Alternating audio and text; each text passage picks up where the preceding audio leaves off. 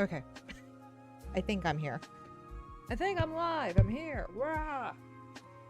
Hello, happy Friday. I'm tired. I'm really tired today. Today has not a bad day, but a tiresome day. I think part of it is just I had a very busy week.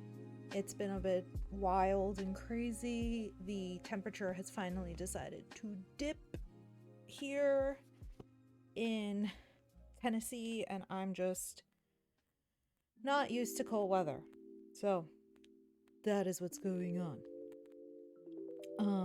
Let's see. What is going on? I should probably put it on the social that I'm here. Put it on the social. I am here. Yeah. It's been an interesting day. So far, so good. I am gonna really have to get my washing machine looked at. It's acting silly. Let's see. Yes, I have frogs everywhere.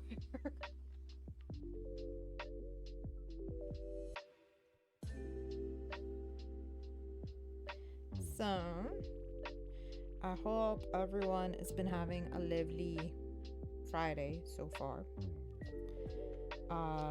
Next week is the infamous Thanksgiving. Thanksgiving. That's what we say, how we say it at home. Thanksgiving. It's not Thanksgiving, it's Thanksgiving. Thanksgiving. That's how we Puerto Ricans always say it. And yeah, that's it. Gonna work on Niffty today. Hopefully we can knock out most of the apron bits because the apron bits are almost ready. I think I'm gonna trace out my pattern on a flat piece of paper and like do a flat pattern and put it on me and see if that works out pretty well, if I like where it's landing.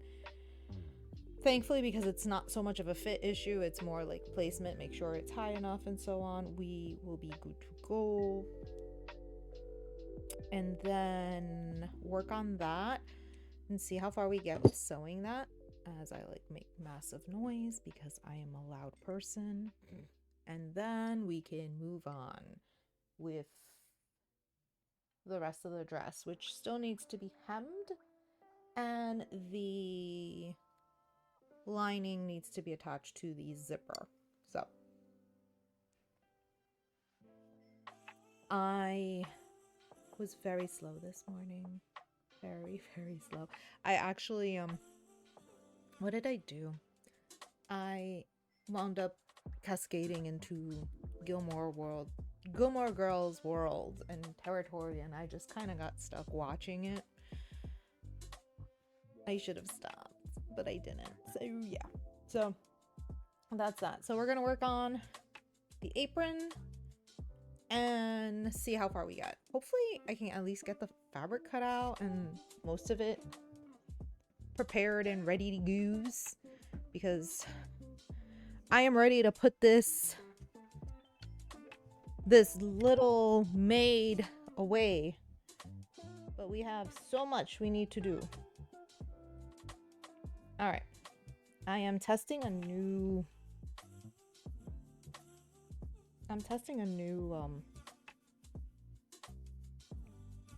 I decided I should probably add my handle and social media stuff on my stream so they can see it.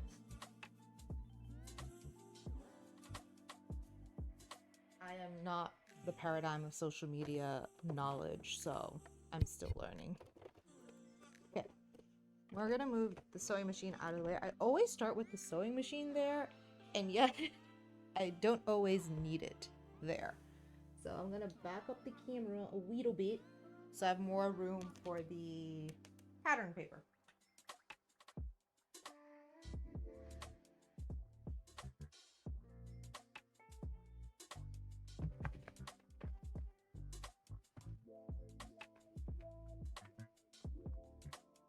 This is the issue with the pattern paper. It keeps rolling on itself, so not fun.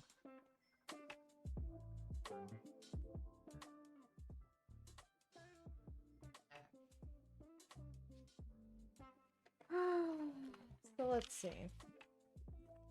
Oh, maybe I can use the tripod to hold some of this. Wow. Craziness.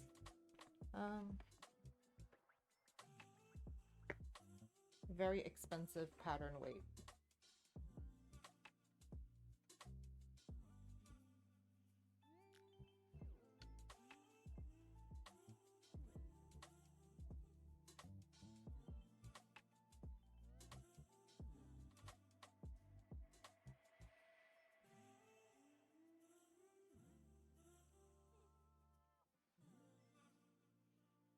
Okay, so currently, hold on. There we go. So currently, this is what I have for this. Now, I need to mark some things.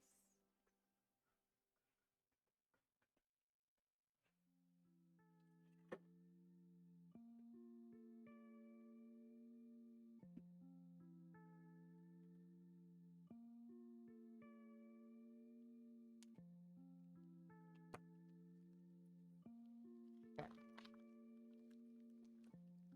So right off the bat, this is where we're stopping, I think, the waist. I think the waist is stopping here. I'll just double check that right now. Hold on. Actually, this is way higher. Yeah, I'm gonna have to leave it where it is on the skirt, on the shirt box.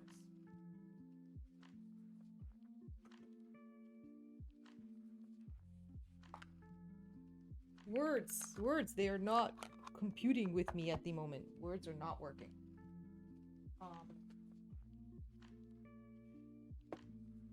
I have a whole bunch of trash on my sofa.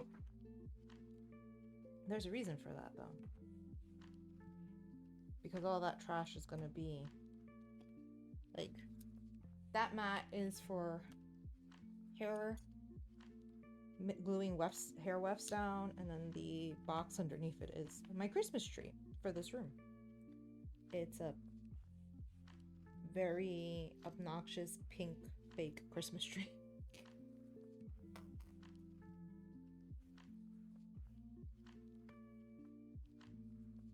Because I like my fake pink Christmas trees. So let's see. Yesterday I had a hard time streaming Baldur's Gate, which makes me sad because I really enjoy playing Baldur's Gate with Usako, and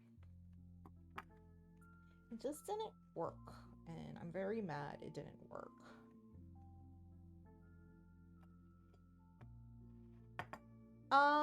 There was really nothing to fix. I think we were having network issues in the house. Not outside network, but inside network.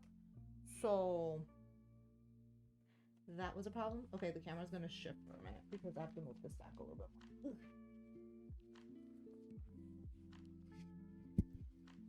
Yeah, so I restarted the router and modem. Hopefully that helps out. Yeah. I think that's what it was because I immediately opened the game after we stopped and it ran perfectly fine without Steam. So I'm assuming it was that because it didn't give me an issue.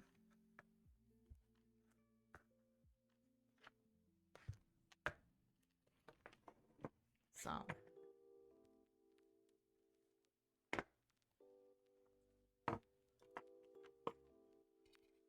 how are you doing today, Usako?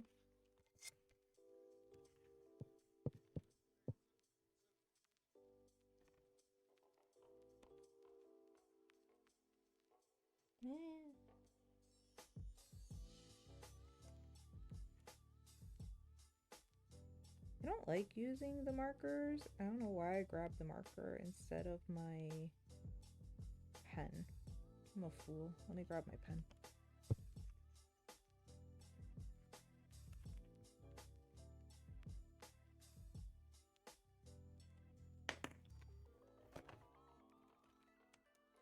That's not the pen I want. These heat erase pens I do not like. Maybe? Yeah, I think that's the pen I want. Oh, you know what? Here's my pencils. Perfect. Perfection. We have the pencils. The pencils are back. Pencils are great. Okay. So let's follow this line of the apron and then I'll add seam allowance afterwards. Am I using my mouse for my Mac as my paperweight? Yeah. Because clearly that's what it's used for.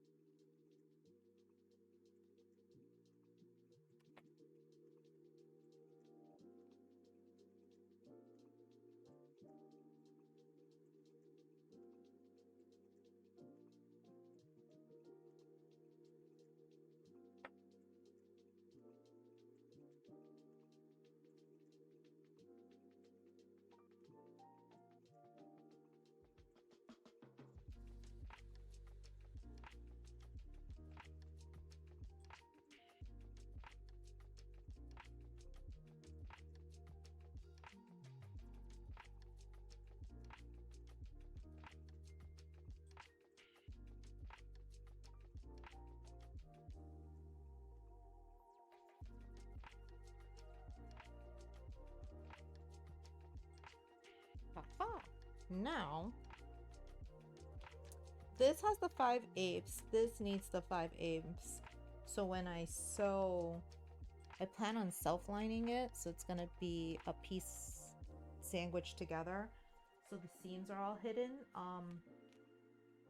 Or I can just do a rolled hem and I can just hem it. But regardless, it needs seam allowance. This side needs seam allowance.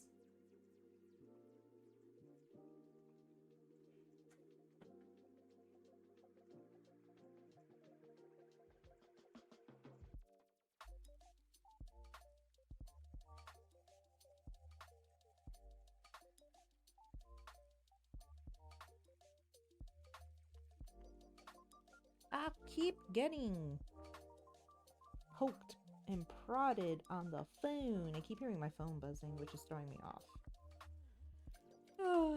Let's try.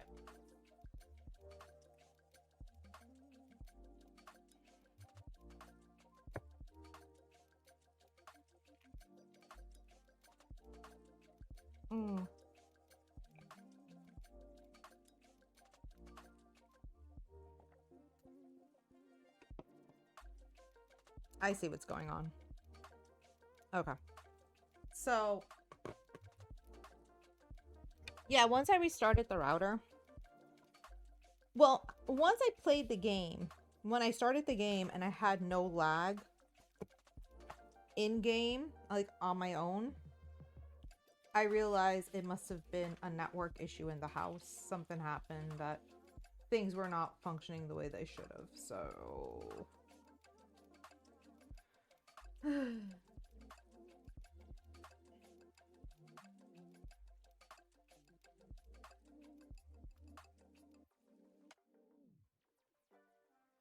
okay. But I was sad that the computer was being a butthead. Especially again, since I have this monster computer that's like supposed to be like my whole streaming setup and no issues whatsoever. Makes me sad. So Okay. Almost there.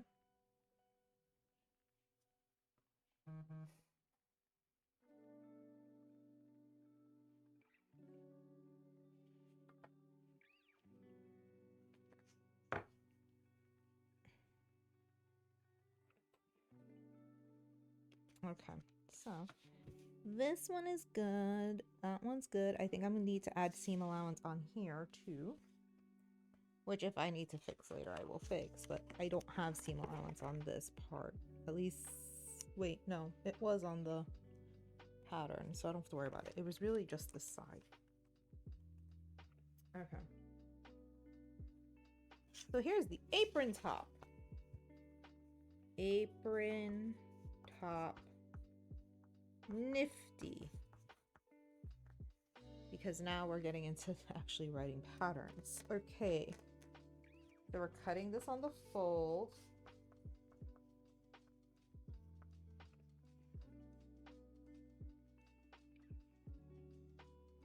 Did it actually work now? Why did you turn it off?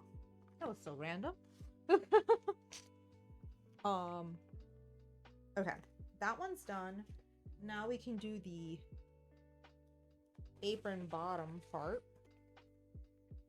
which I then can probably pattern out the scallops using the pattern and getting an idea of what I need to do here. So let's see how this works. Again, why are you bothering me today?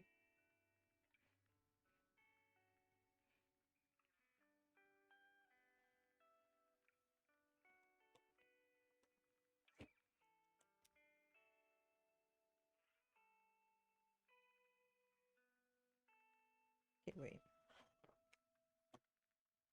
Oh, you see, that's not true. We need to true her up. True her up. There we go. We have trued her up now. Now we make sure this is true, which it does not look like it is. So we need to. So basically I'm looking at the little numbers and crosses on the pattern paper to make sure my lines are straight, which it's not. So we're gonna fix it. So we will fix that.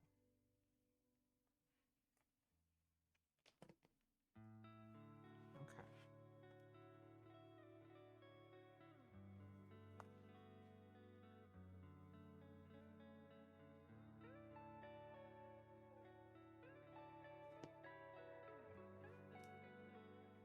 Okay. Yeah, because when I cut things out, sometimes they're not as straight as I think they are, so we have issues later.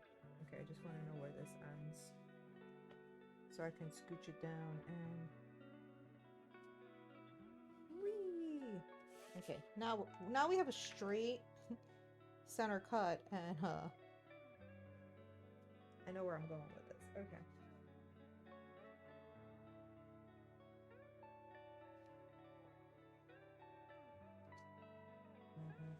I might have to adjust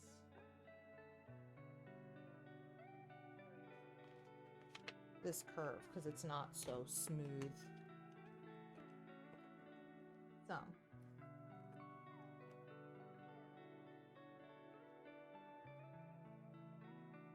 there we go.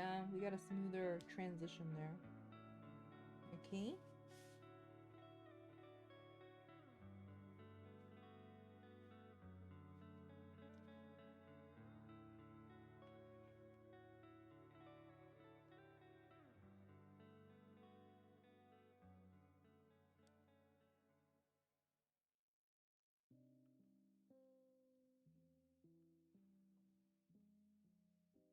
Here we go.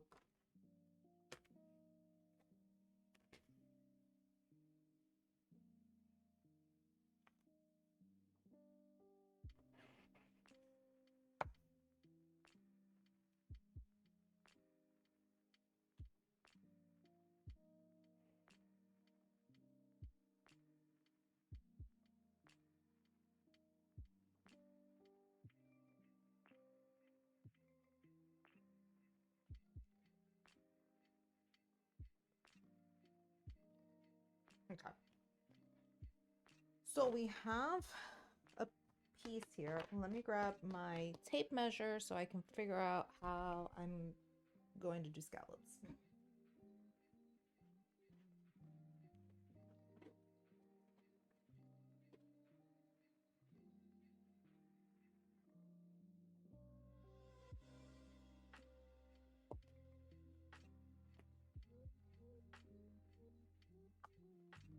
Okay.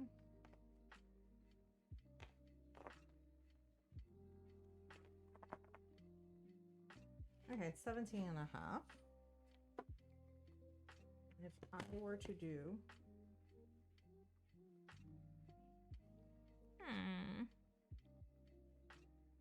What would look good on her? Let me pull up the other one and see. Let's see.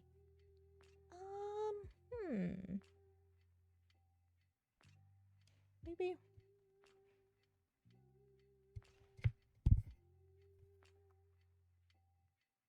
Yeah, that's what I was thinking. Guess we're gonna go aim and see how 2-inch scallops work. So, does my calculator still work? I don't even know. No. I might need to get new batteries for my calculator. I have like an old calculator. I think I bought this when I was teaching.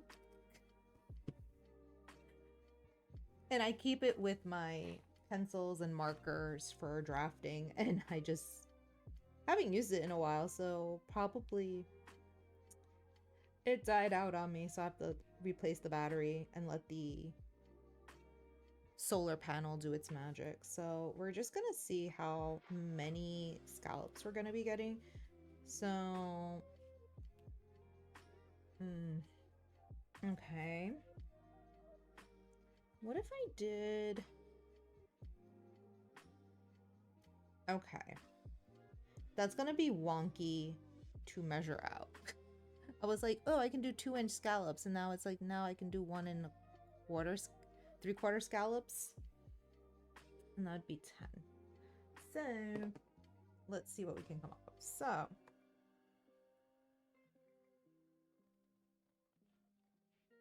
because 2-inch scallops would be like this, so it'd be like 1 here, 1 here. Yeah, probably. So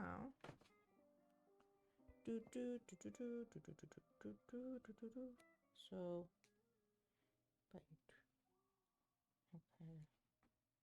okay. So I think we'd probably put it here.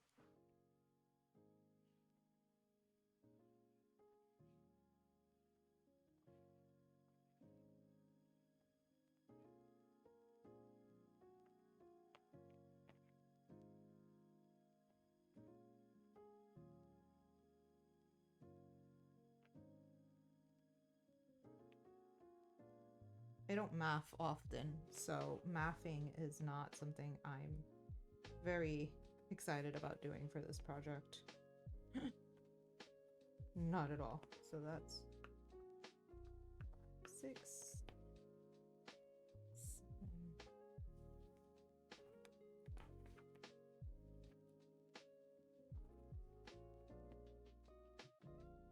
Yeah, it's too short. Okay. Actually, let's do it. Actually, I should have just done it this way because I think this way would make it more sensible. More sense this way.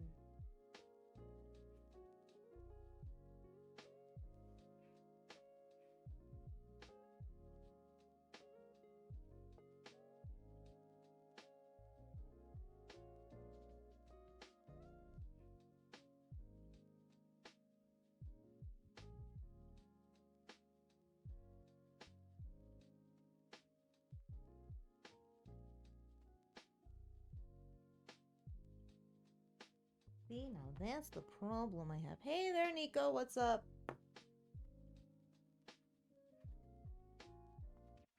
I do want to start with a half one there. Let's stick with 2 inches and see what happens. I think it might be 2 1/4 that I might have to do. Maybe 2 1/4 inch scallops would work. This was like one of the parts I don't want to deal with.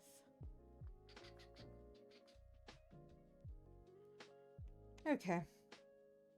2 inches.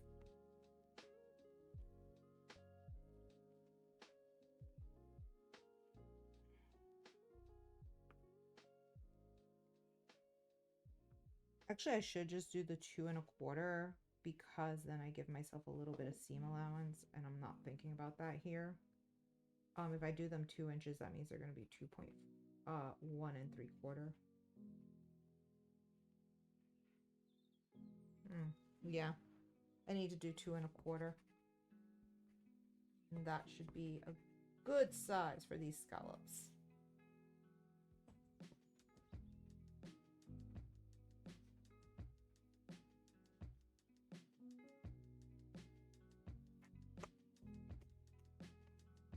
I could math better.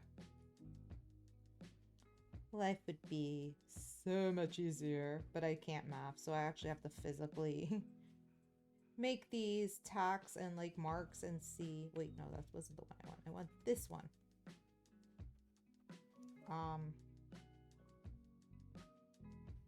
Yeah, so if you can't math well, trial and error can be your best friend. Goodness knows it's mine.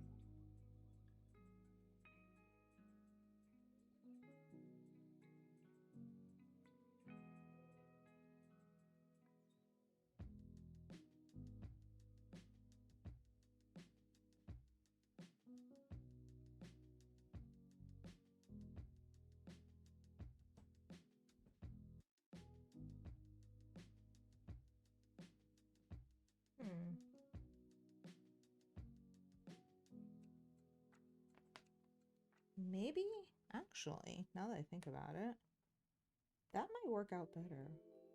Okay, let's try it that way. Don't mind me, I'm just trying out different ones to see which ones I like more. Let's see what 2 1/2 looks like. 2 1/2, let's see.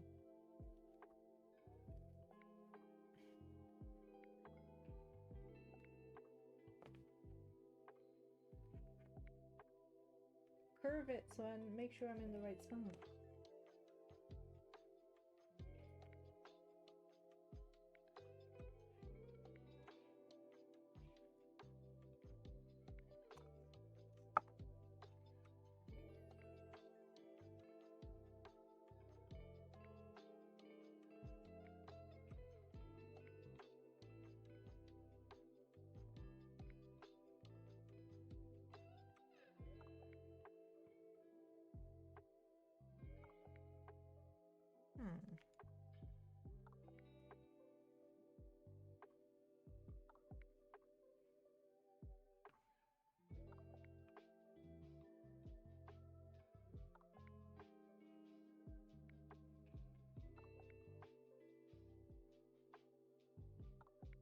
That would, I think, look cute.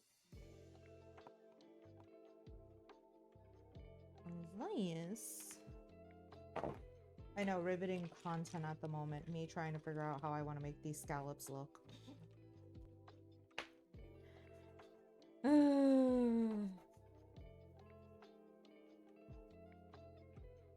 Honestly, this always tends to be like one of the harder things to figure out.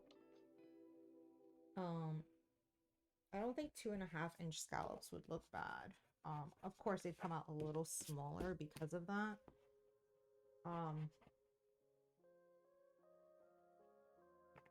But let's try. We're not gonna do 2.5. We're gonna do, let's do 2 3/4.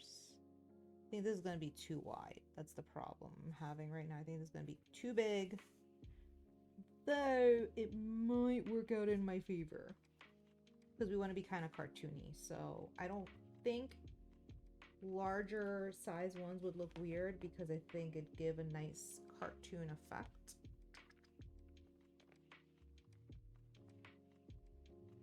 Hey there, Christy. How are you today?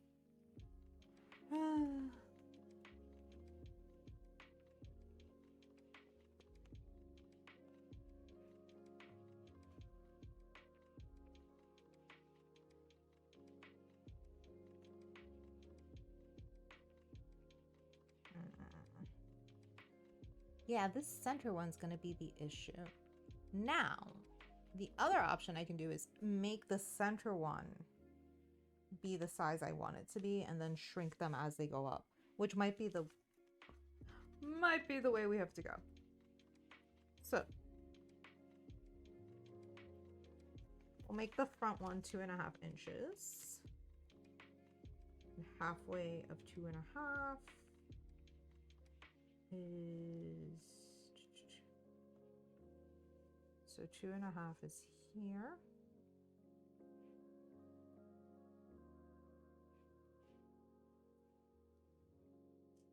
Yep. Okay.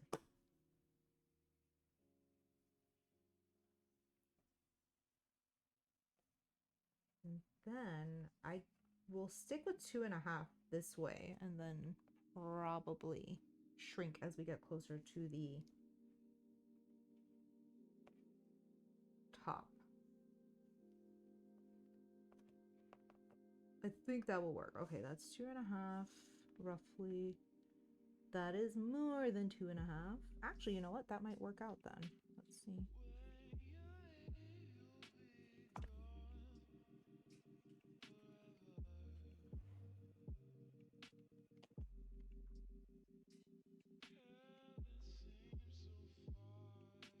It'll look like that.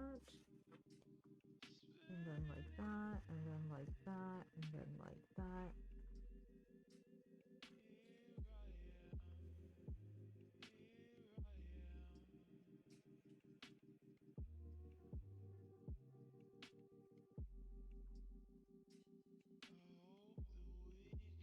I'm not even mad at that. I think that would look really cute. Okay. Now the only issue is how high do I want them? Let's make them, I guess we can make the center points like about 1 inch out.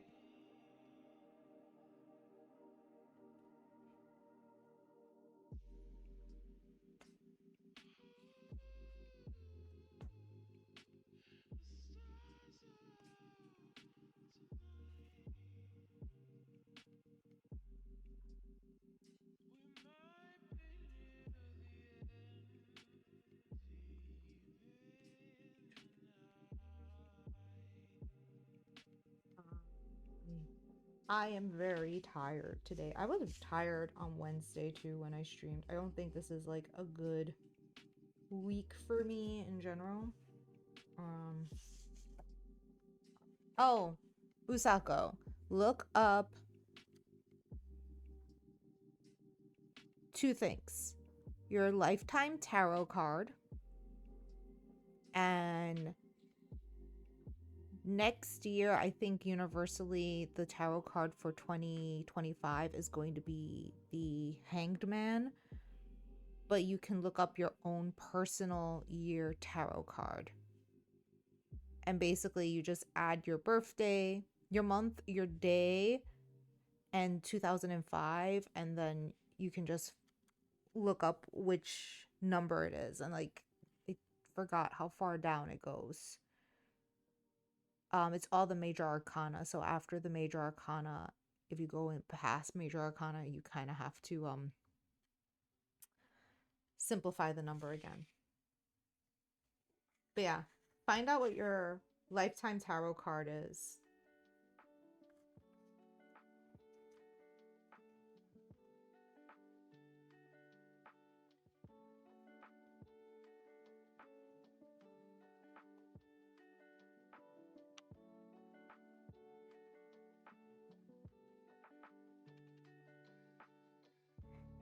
Like, I actually have 2 Lifetime Tarot cards. I have the Devil and the Lovers. Because the way my numbers are set up for my birthday, because there are 27 major arcana cards, if you hit up to 27, you can use those numbers, but then you can also simplify it and go down to like a single digit. So I have the Devil and the Lovers, because the Lovers, Tarot, I forgot what number the Lovers is. It is... It's 6. And oh, it's the Devil. The Devil's the one that's further down, not the Lovers.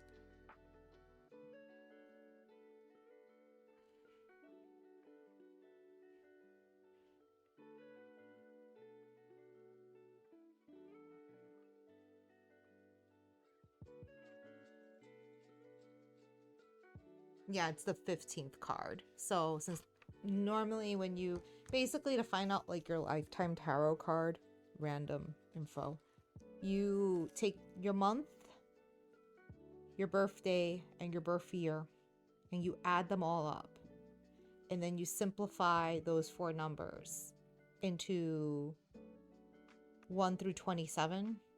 And if you get, like, I get 15 right off the bat, because when you add up my birthday, I get 15, and 15 is the Devil card. But then I can simplify further and add 1 plus 5, and I get 6, which is the Lovers. So I have 2 Lifetime Tarot cards, the Devil and the Lovers. And all it just means is it gives you more insight into your life and stuff like that. And then you can find out like what tarot card will represent your year.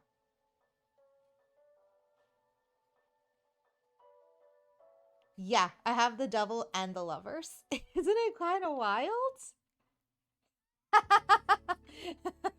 That's one way of looking at it, but there's more to it than that, because the Devil has multiple meanings, and so does the Lovers.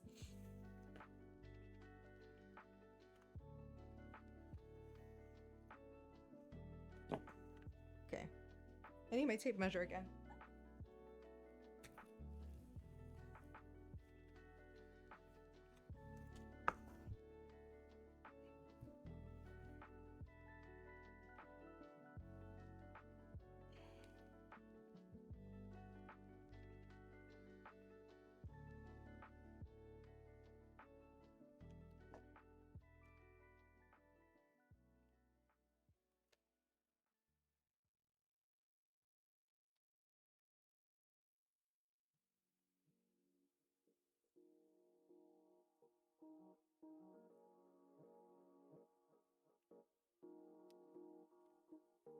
Oh wow, the Chariot and the Tower?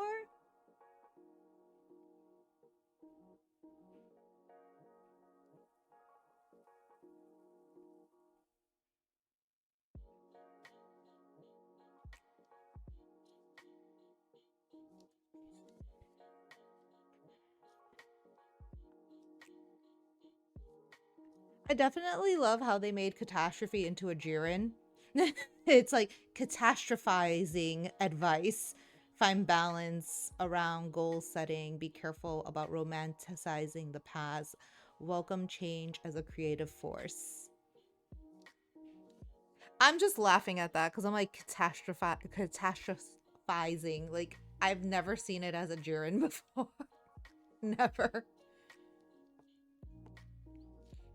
Oh, did you see that reel I sent you about what does your D&D character say about you? And I couldn't help but laugh about the tiefling bard, and I was like, why?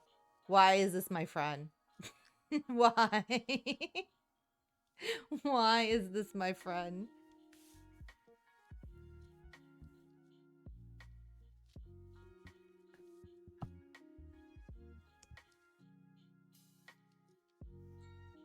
And the funny thing was, literally the way that character... It was funny though, because the way that character looked, it kind of made me think of Moon for a moment. And I was like, wait, this is Moon, but as a bard. It's supposed to be a wizard. So, I thought that was kind of funny.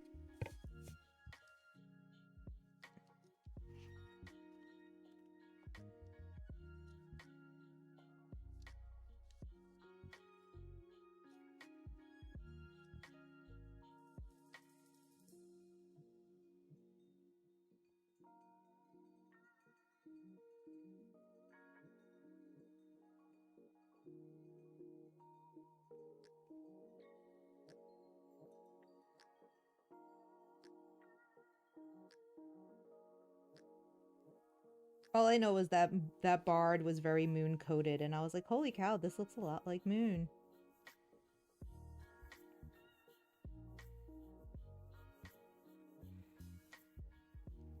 And then I was like,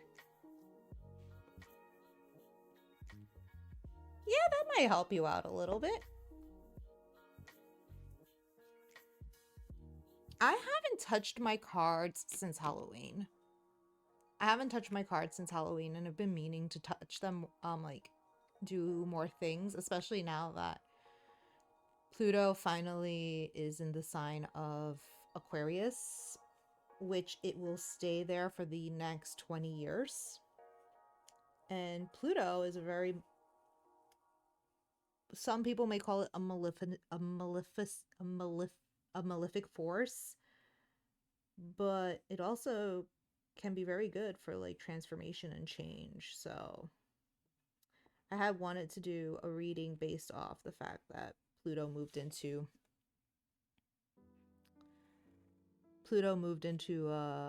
Aquarius.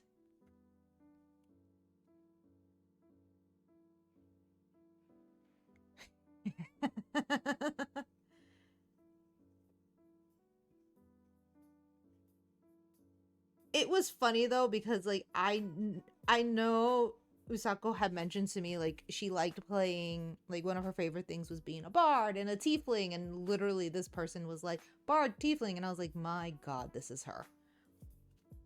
Then of course it was like the half orc barbarian is the reluctant player, and I'm like, oh my god, don't call me out. Don't call me out now too. Granted, I am not a barbarian, I am a monk. But still, the reluctant player. What am I getting myself into now? Okay. Oh, you're larger than that. Okay. So this last one was 2.5. Okay. Well then. So that one is this way. Because I don't like to math. Awesome.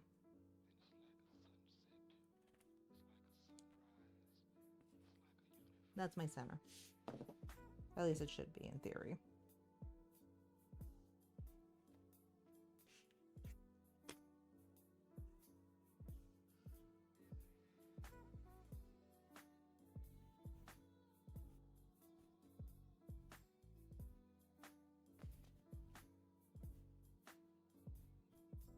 Honestly, making the scallops for this apron is probably going to take longer than actually making the apron happen. I'm not even trying to play myself. These dumb scallops are going to be the end of me. So.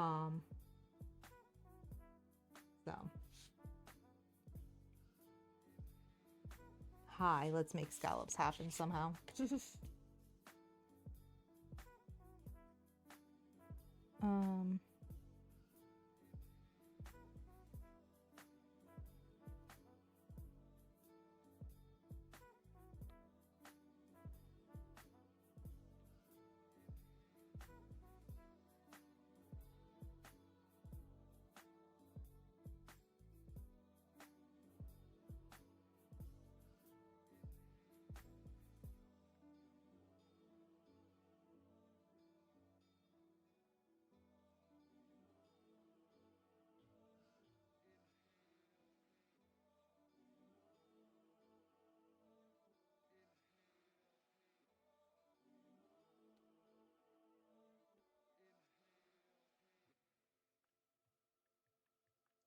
I realize I should have probably put some seam allowance on here. Wow.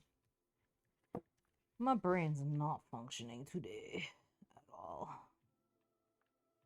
because that will give me a little more room to reach the point than what I'm getting currently.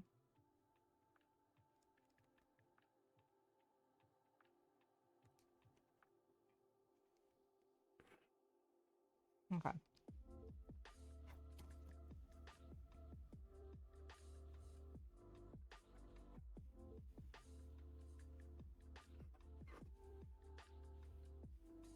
Okay. So now, do I have more space to get to the top? I do. Okay. Oh, that makes it so much nicer. Yay. Wee. Okay. They're pointier than I want them to be, but right now I'm like getting just the basic aspect of where they need to end, and then I'll curl them out.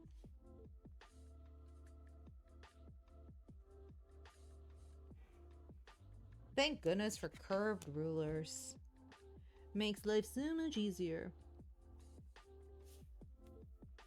I figured I would work this out now, so when I have to transfer this onto the actual paper, it'll be easier. When I have to transfer this onto the actual fabric, it'll be easier for me to get there. So that's why I'm spending time doing this here, because that would make so much more sense. So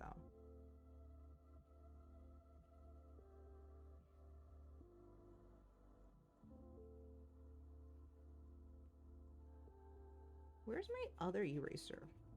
I feel like I'm supposed to have my bigger eraser with me. There we go. That looks a lot. That looks much better.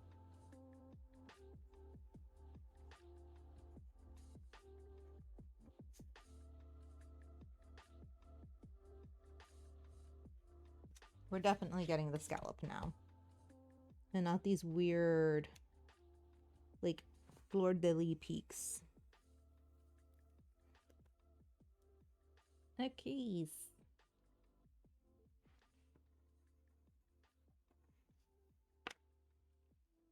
Oh, I see it.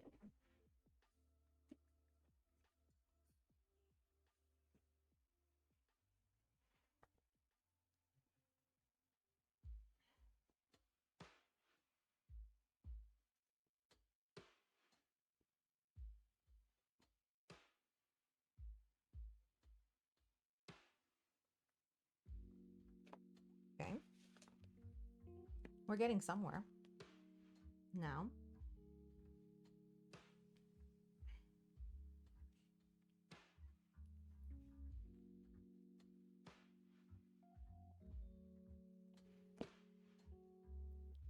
You have to be here. Okay.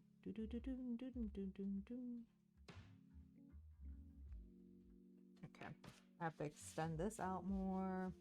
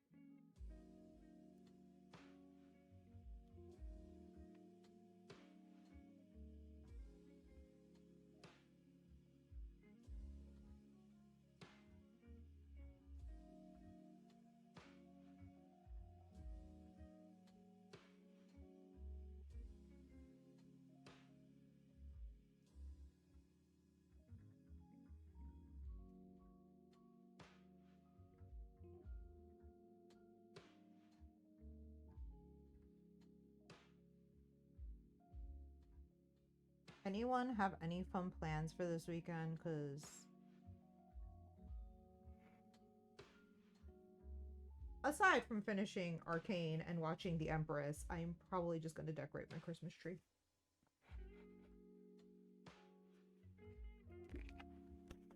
I did get invited to go see a local football game because, you know, that's what we do here in Tennessee. And I respectfully declined because I don't do football. So apparently that's like the experience you need to have in this town. You need to go to the local college football game, which they go crazy. They go absolutely ape shit when somebody wins, when they win. Like they have torn down the goalpost several times. And I kind of don't vibe with that.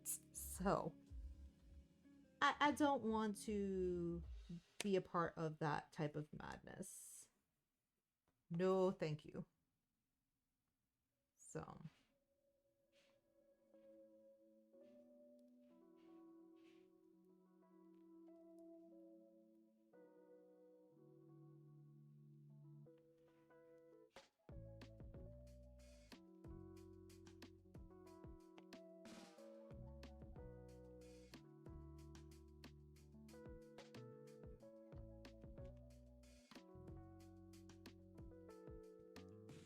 well, that automatically has a top. Okay.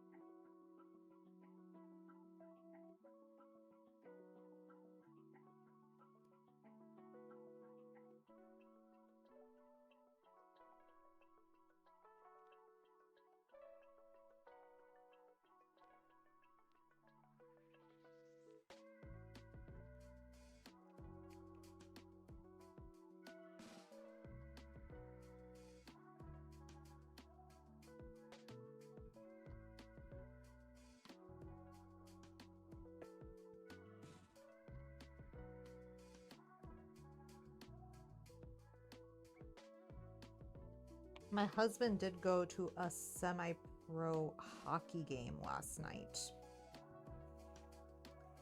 And he said it was painful to watch.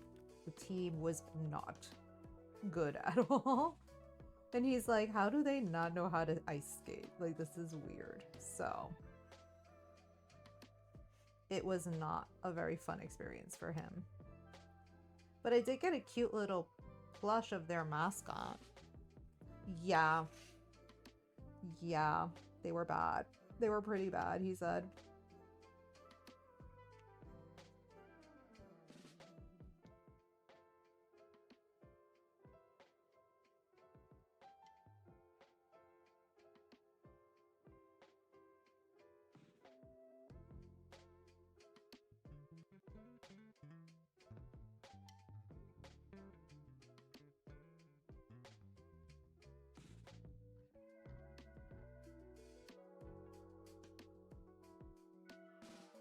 Yeah, I don't know. I don't know. They're supposed to be like some semi-professional, like they're supposed to know what they're doing. They clearly were not doing anything very well. So he said it was a very lackluster game. But yeah. I don't know how they learn to skate. Also too, I feel like in the South they're not going to know how to ice skate very well in general. There is apparently an ice skating ring in like the downtown that they open up during the holidays, and I thought that was kind of cute. Not that I ice skate frequently, but I thought it was cute.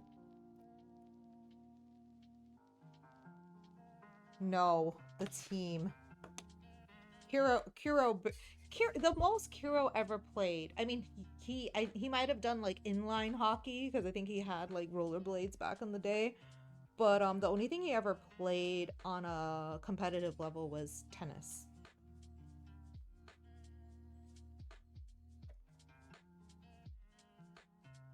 He was on the tennis team in high school, actually. though. I have a very cute, he has in the lockbox a very cute picture of him with the tennis team. Ironically, he literally looks exactly the same, minus 20 pounds, maybe 30 pounds. That's about it. Even the haircut looks the same. Like, how do you look identical? Identical, I say.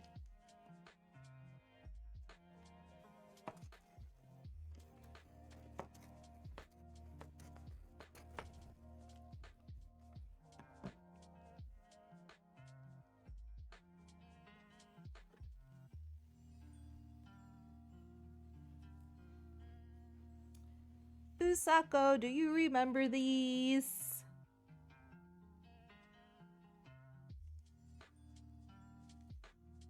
I actually just got them sharpened, so they're freshly sharpened. I got these sharpened, and I got my old scissors sharpened, like this pair and the one that's all silver. I got them. I got all three of those sharpened. I'm gonna get the rest of them sharpened maybe next year. The sharpening place is down the road from me. I also have...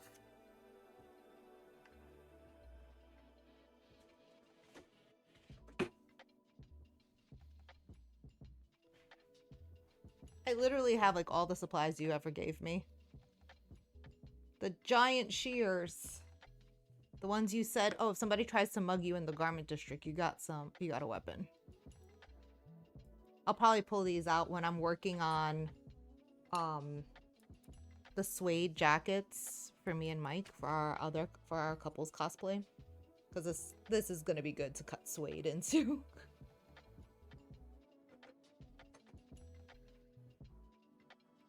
Or if I actually start using leather in cosplay, ooh, those would be good scissors for leather.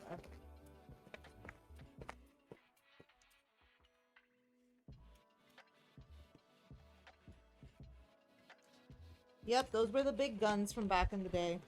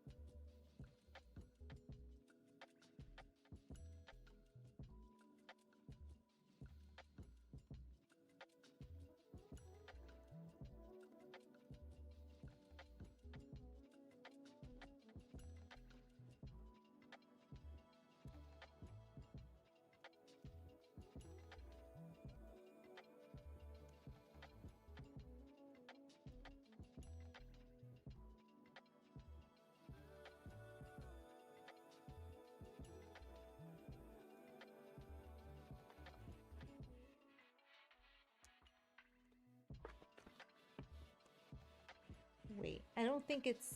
Maybe. I'm wondering if she has posted it yet. Let's see. I have like so many things open right now. My phone is like, why are you being so mean to me right now? Let's see. No. No.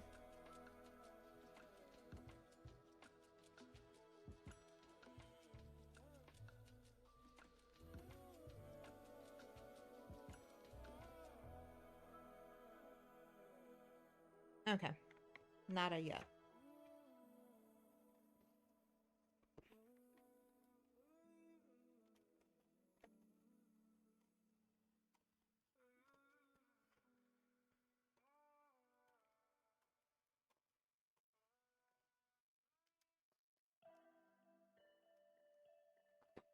Okay.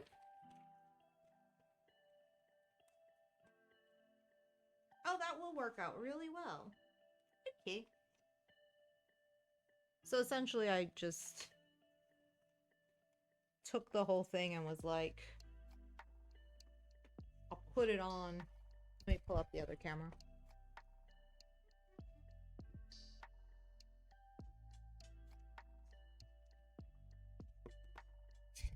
I need need to start getting a smaller stand for her. So, the apron's gonna look like this. Actually, I might have to shorten it. Actually, no, this is as short as it gets. Although I have to hem it still.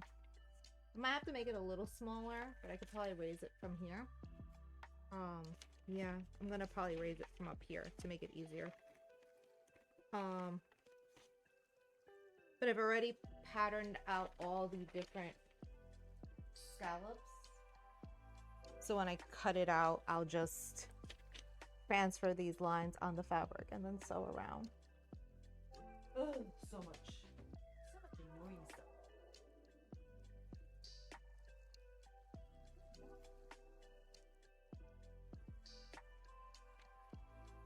So yeah, I'll probably make it a little shorter.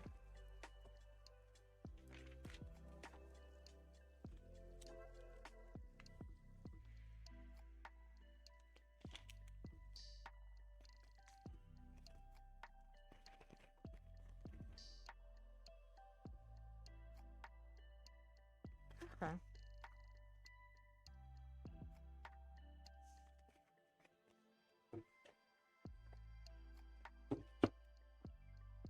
Minor adjustments, but we can adjust it. That's the beauty of using paper. You make sure you don't screw things up too much.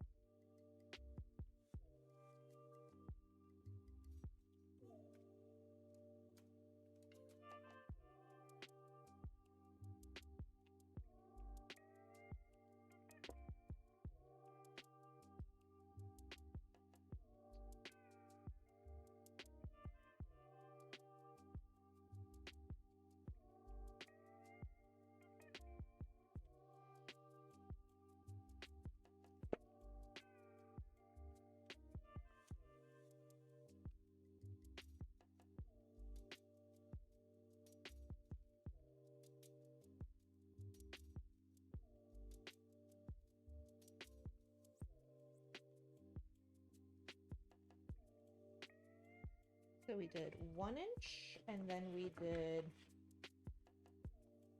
0.5. So we'll make sure we do the line for the inch here so we know how far out we're going. That's the inch, my bad.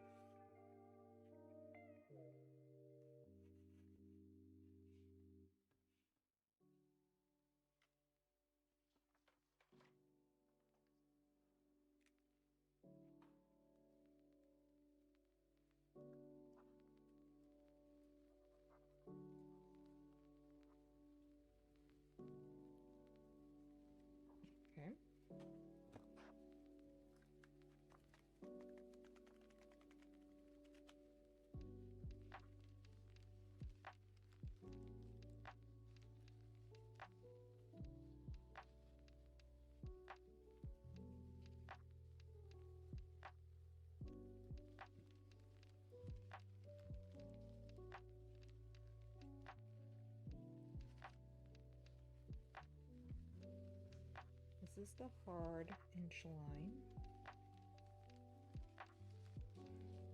And then we did this to give myself some more space for the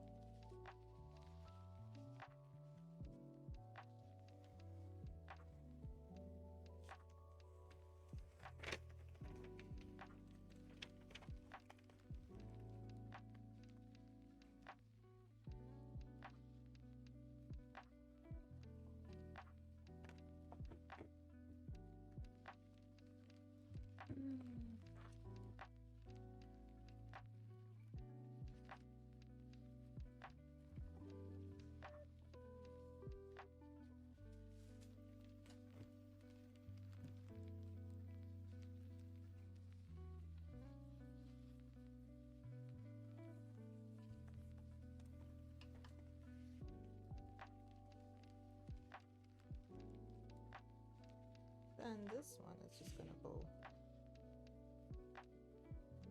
drop down a little and tangle itself this way. Okay, cool.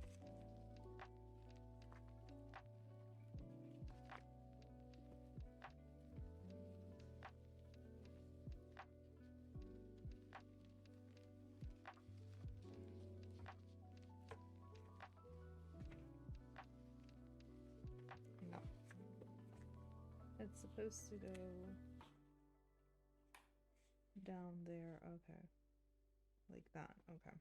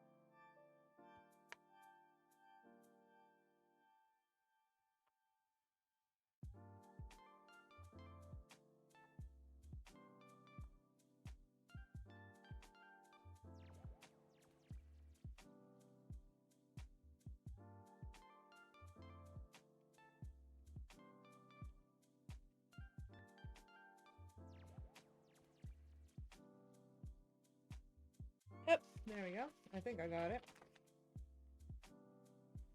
We'll find out for sure once I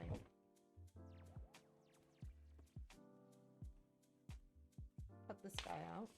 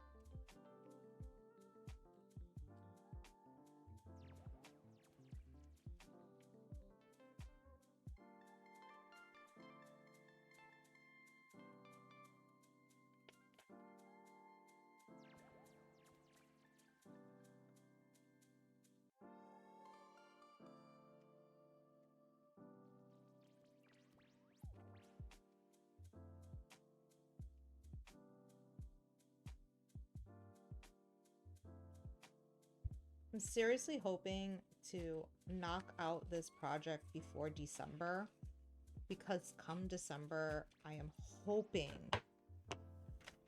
to start working on crazy Katsucon stuff. Because that needs to happen. Okay, now... Oh, wait.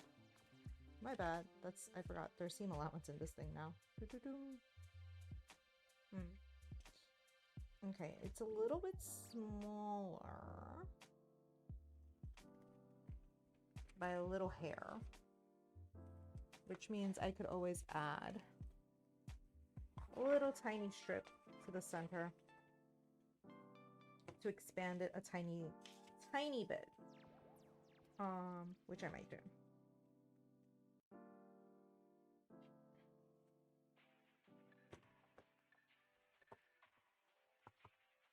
Yeah, but I gotta figure out what else I would take to Katsucon with me that isn't this costume. I do want something really pretty and nice, like I've said before. So.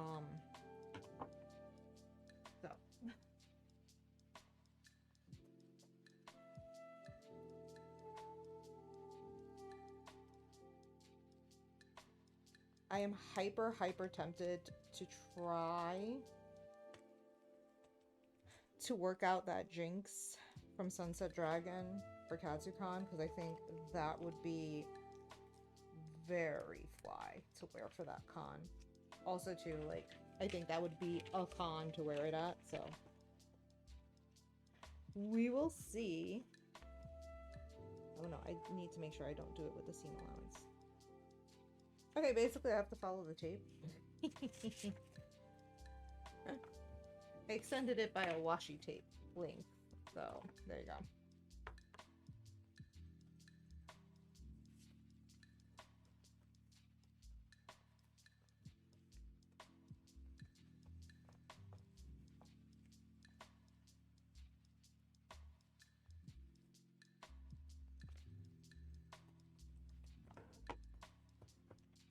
So we shall see what happens with that, because I think that would work out. That has seam allowance. Okay, that works. Okay, cool. Okay. Let me mark off the seam allowance so I remember it's there. Because I'll be like, did I put seam allowance? I don't remember.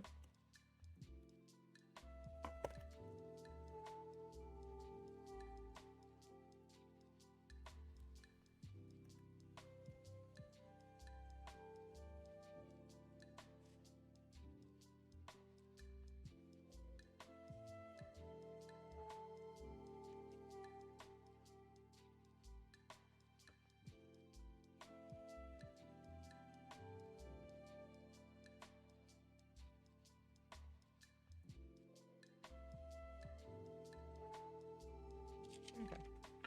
There's an indicator that there's seam allowance, because I don't want to forget that. Now, this is... Where's the back?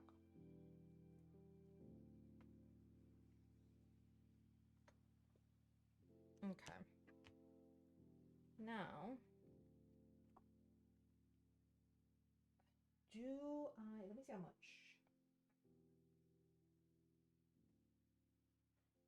Before I make a decision on this matter. Oh, I have more than enough.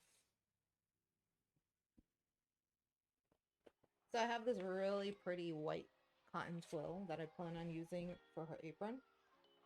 Because she's a maid. I don't think a maid should be I mean, the maid's dress is already fancy enough. It's in satin. But why not? So put the cover on my sharpened scissors. Okay, let's put some of these pieces out of the way.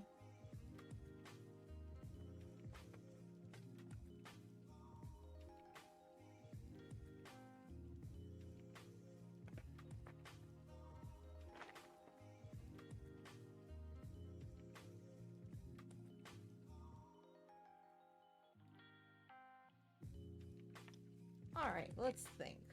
While I cut fabric, have I done anything fun and spectacular? No. This week, I've spent more time watching Gilmore Girls than anything else. Um, I let's think. Monday, I ran around and did a bunch of errands. Tuesday, I don't even remember what I did this week. I know I did a bunch of things this week. Tuesday, I had a writing meeting with a group of writers that I'm hoping will help me get back on track with my stories. So that's important. Then I had D&D that night. Wednesday, kiddo had a half a day, and then I streamed in the afternoon. Because I didn't want to have to worry about cutting the stream short, so I did it later in the day. And and yesterday was a busy day.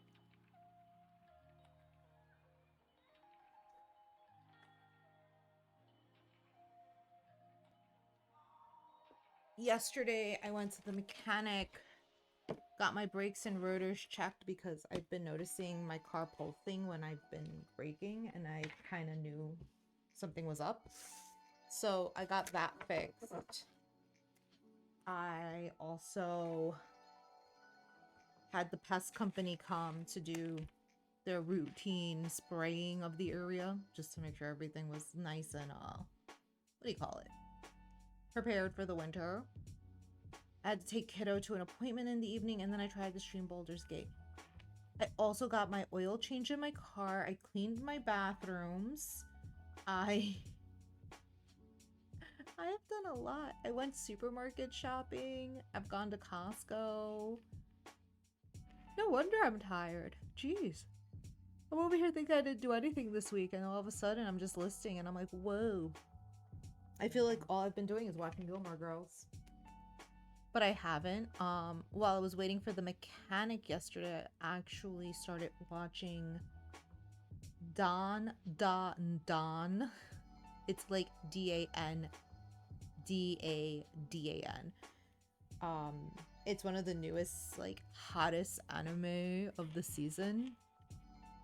And I kind of understand why. I get the hype for Don. So I actually watched the first 3 episodes before I stopped because I was like, oh, this seems like something my husband might enjoy, so maybe we could watch it together. So hopefully he likes it and we can watch it. If not, I will continue it on my own because it's pretty good.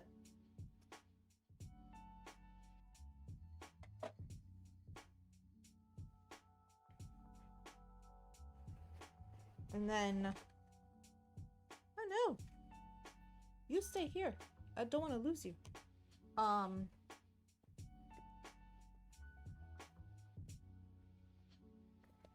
This fabric has like no stretch to it, which is perfect for a project like this. Because especially when I'm working on the scallops, I don't want any reason why this would warp. So I'm definitely excited about using this particular white fabric for this. Although, let me do it this way.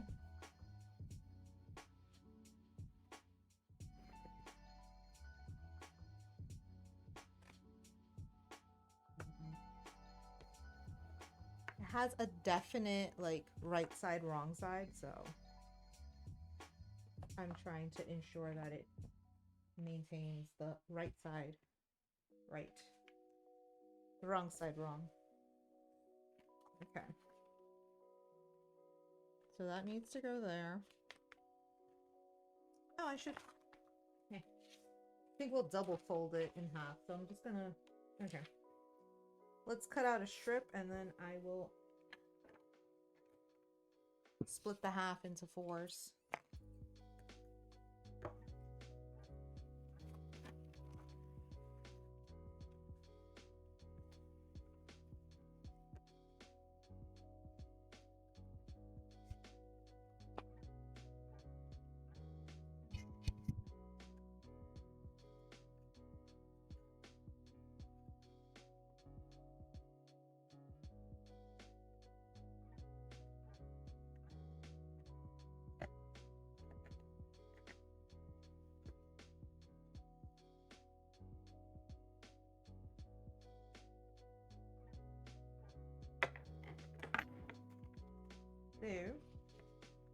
hang on.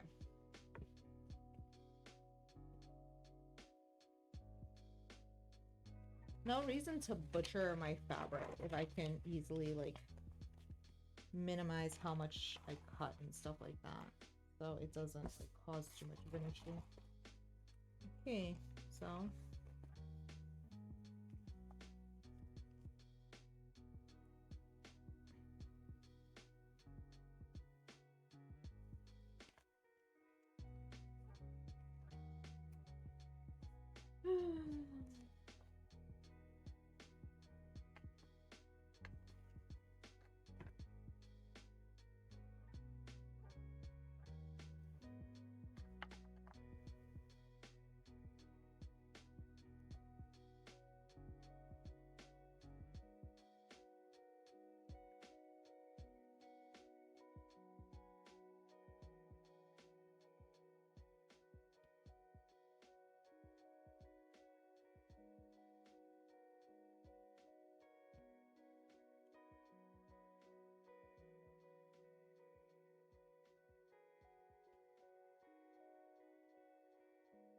Okay.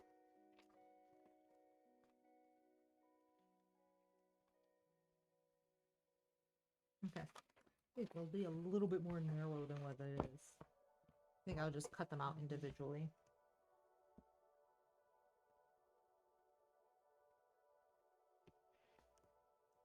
So... might just be easier if I do them individually, to be honest. So... let's do it that way, because it might be easier. Who knew?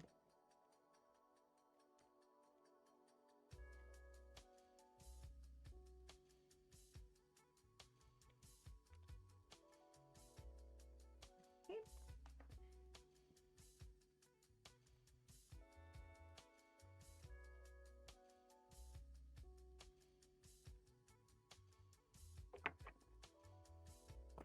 Let's use scissors as a pattern weight.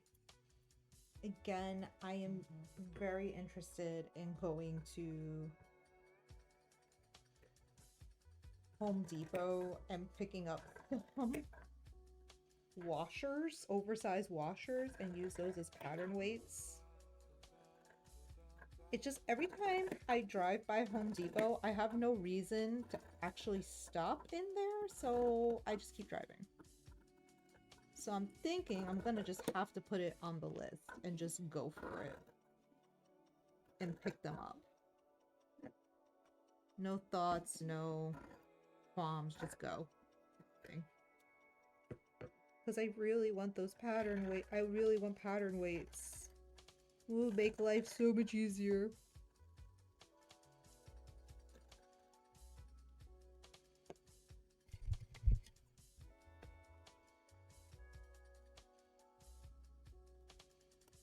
Okay. Bam. Okay, we got one cut out. Actually, I need to do the bottom.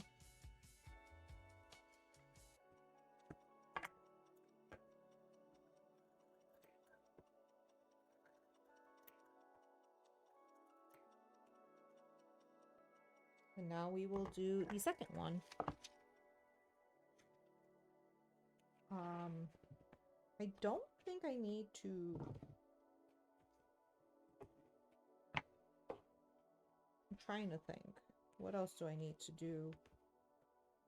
I don't need interfacing for this because, I mean, I could put interfacing. But do I? Now I'm going to be questioning this entire time. Do I want to interface this? Just so I have more rigidity in the apron. I might put some interfacing in this just because I can. Won't be a bad thing to have interfacing in it. That much I know.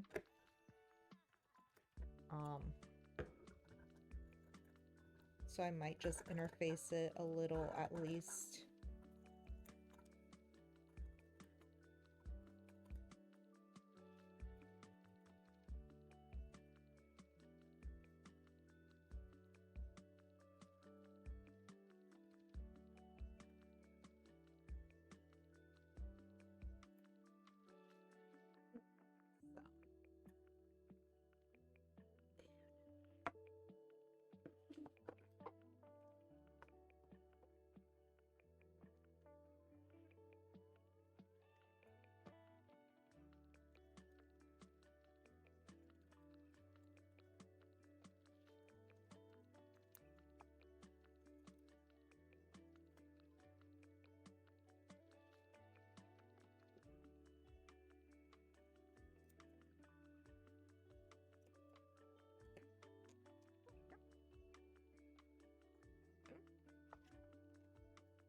We have a front and we have a back.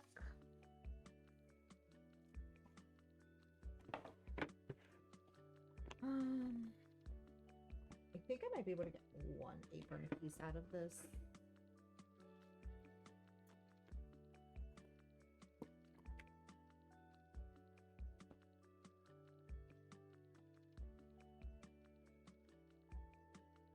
Yep, I can get one. Sweet, fantastic. I think I might extend this out a little bit more. So.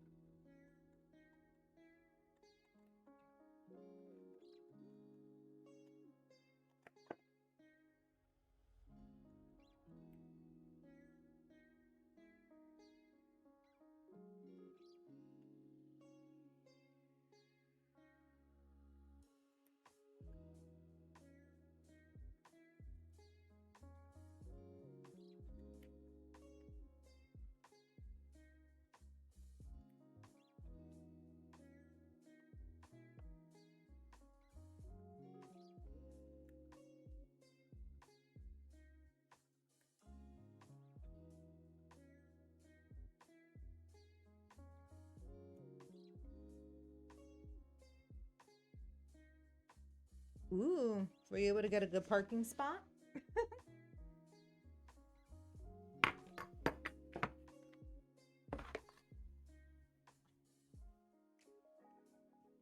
Okay. Cool. So I need another one of these. So I can then kind of stitch them together and get the scallops into place. So.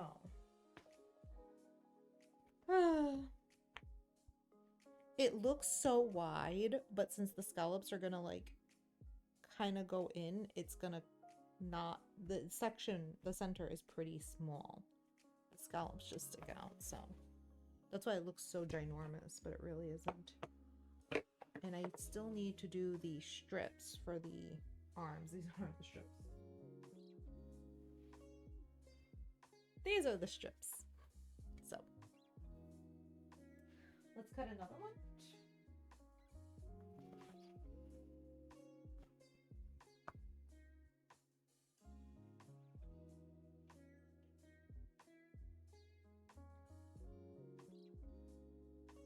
They didn't warn us. It's Friday and hardly anyone come. Oh, okay. I understand. That kind of sucks. Actually, it was funny because something happened at my husband's job that they really should have given them ample warning. And it was, they have been able to do like a hybrid schedule. So sometimes they can work from home. Sometimes they're supposed, and they're mandated to go into the office so many times. And suddenly now that it's the holidays and it's December, they want people to go in 4 times a week. And it's, you know, yeah, they want them to go in 4 and they're able to do work from home 1 day.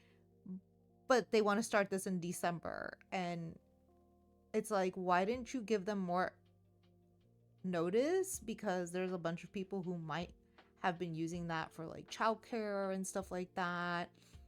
And now they have to like make all these arrangements. You think they should have given them a little bit more notice? I mean, it doesn't affect us that much. My husband goes into work like every day. He rarely stays home to work, so he will do it if there's an emergency or something, but he prefers to be at the office. So for us, it's not no sweat off our brow, but like other people, you know, other people have different lives. You know, not everyone has Some people have to plan and arrange things properly. Just can't spring stuff like that on them. So, although it's weird because it's only his department that's really doing this enforcement, not the other ones. So he's like, I'm not gonna say anything. I'm gonna let other people complain because I go in, so I don't care.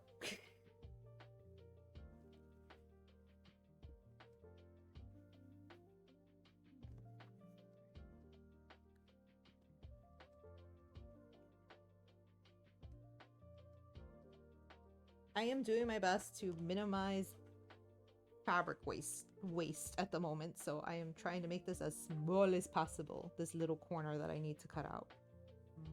Because I don't like wasting fabric if I don't have to. Especially a nice cotton like this. To be quite honest, I don't even remember what this project was for. I want to say maybe I was gonna remake Kaname's coat from Full Metal Panic, and I had bought this fabric for that. I want to think it was for that, but I'm not too sure.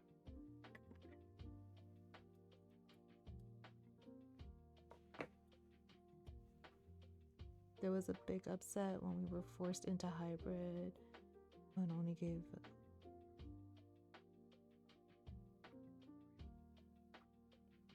Yeah, I could imagine that. Yeah. Definitely. Like, stuff like that needs to be told a bit more in advance, especially when people have children, and a lot of people have kids, you know?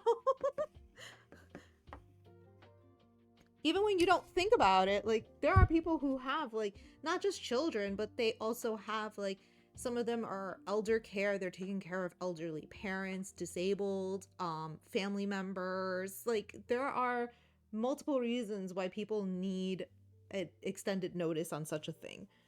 It's not just children. There's so many other options. There's so many other reasons why people need to know.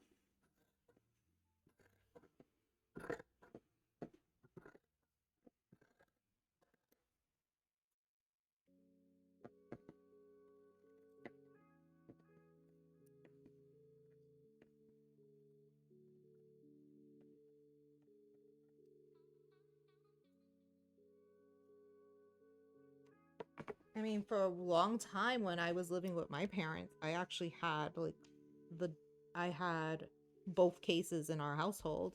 We had my son to worry about, and we also had my grandparents to worry about. So sometimes we had to ensure that they were okay, able, and, you know, healthy to be on their own. And we also had to make sure the kid was taken care of. So we had both to worry about. Now my mom only has to worry about my grandma currently. That's as far as the care she has to do.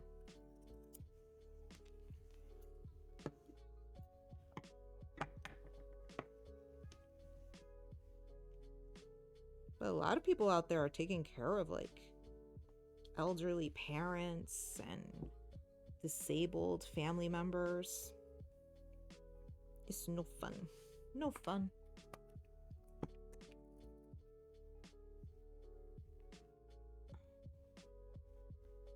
So. Okay.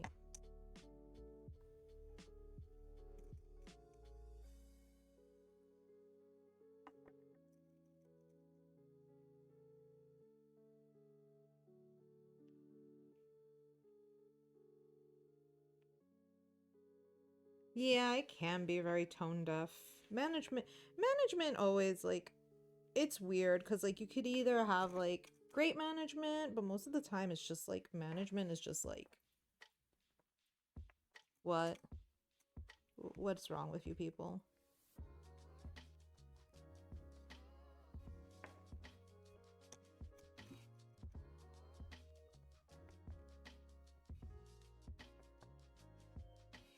And it's not even so much like how they decide things, it's just like how they go about explaining the decision, I think comes off even more crass in management than anything. It's like, why did you say it that way?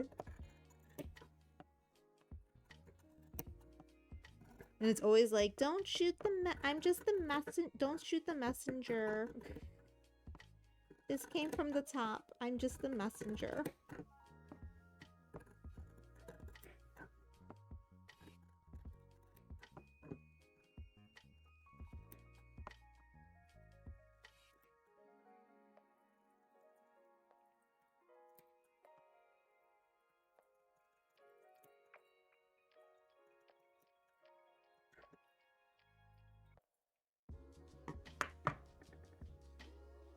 Okay. So we have apron pieces, apron bottom, apron top. We need to do some strips.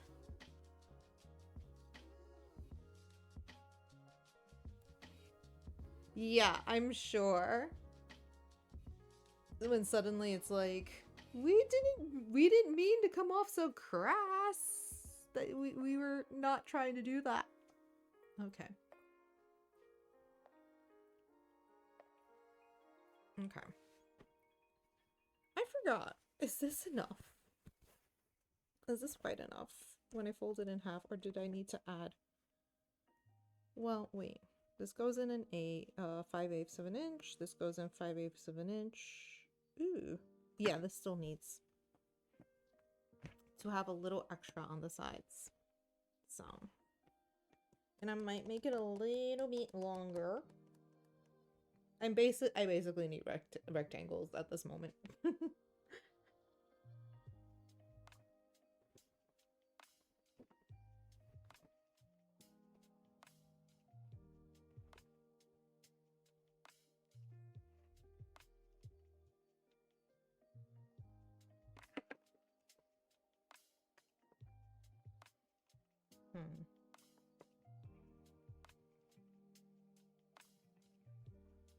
Okay. I guess we'll use this. Clothing and quilting? I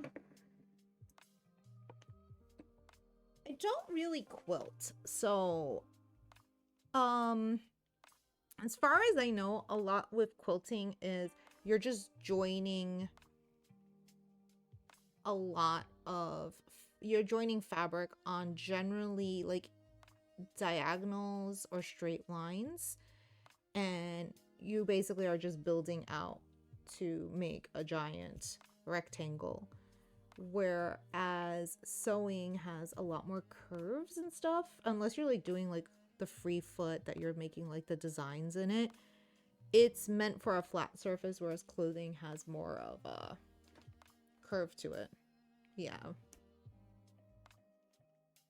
Yeah, like quilting, you can get really intricate, and it can go really deep, like how you set things up and stuff like that. Sewing clothes has its own intricacies, but they're very different, like two different avenues.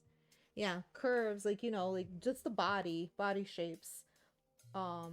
Like armholes are always done on a curve. We may not think about it, so it's like a curved sleeve. Necklines have curves or V's.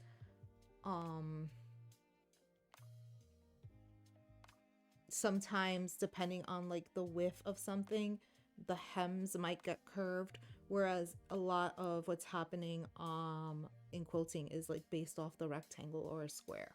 So everything is based off that one simple singular shape, whereas you're making multiple shapes and making clothes. Also, the fabrics are very different. Most of the time for quilting, you're using very specific, stiffer fabrics, and clothing you can use anything. Like there's a bunch of them. What is going on here? I swear, sometimes nothing happens on my phone, and then my phone is just endlessly beep, beep, beep, beep, beep. It's really bothersome. Like, Pumpy is now following. Thank you. Thank you for the follow, Pumpy.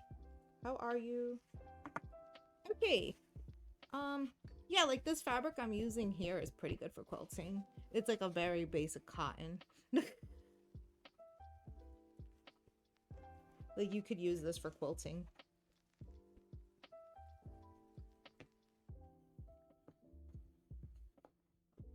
Thank you for the follow. I'm Simply Wisty. I am working on Niffty from Hazbin Hotel. Specifically her apron at the moment.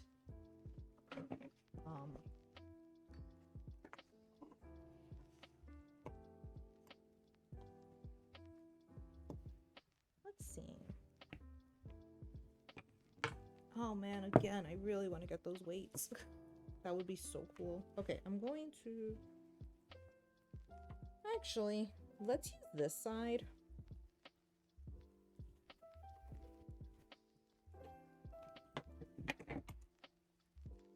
Okay. Yeah, I need to use... It doesn't have much stretch. It has a very minimal stretch, but whatever stretch it has, I don't want to distort the fabric. So we're just going to cut our strips out this way. So if it does stretch, it stretches side to side and not up and down, so it doesn't mess with the length of the back straps that are going to hold up the apron. So if they stretch this way, it won't distort the length. Very, very small technical things that you sometimes have to think about.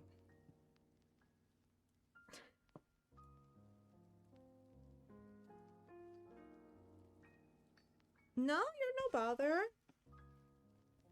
No bother at all. As all my friends know, I tend to babble about my life and what I'm doing. So, if you have any questions, feel free to talk and ask them. It's no big deal.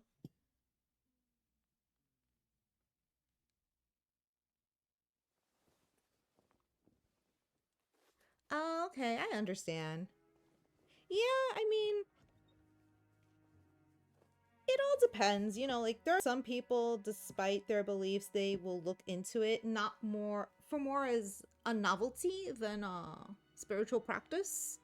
So just to like kind of read it, to just see what it says, not necessarily apply it to their lives. It's like learning what a different crystal's about. Like, oh, this is a really cute pink crystal, and it's like a rose quartz, and then you like read what a rose quartz is, and you're like, oh, that's kind of cool. And that's it. You end it there. Like, there are a bunch of people I know that do that. And then there's a bunch of people that, you know, don't even touch it.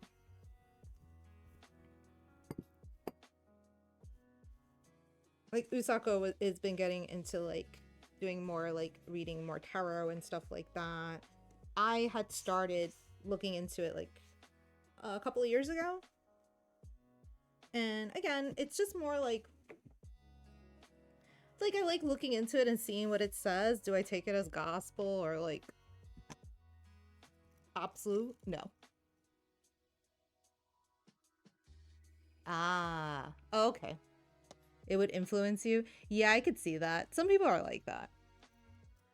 I'm pretty like chill about it. Sometimes like people use it as a way to help their mental health.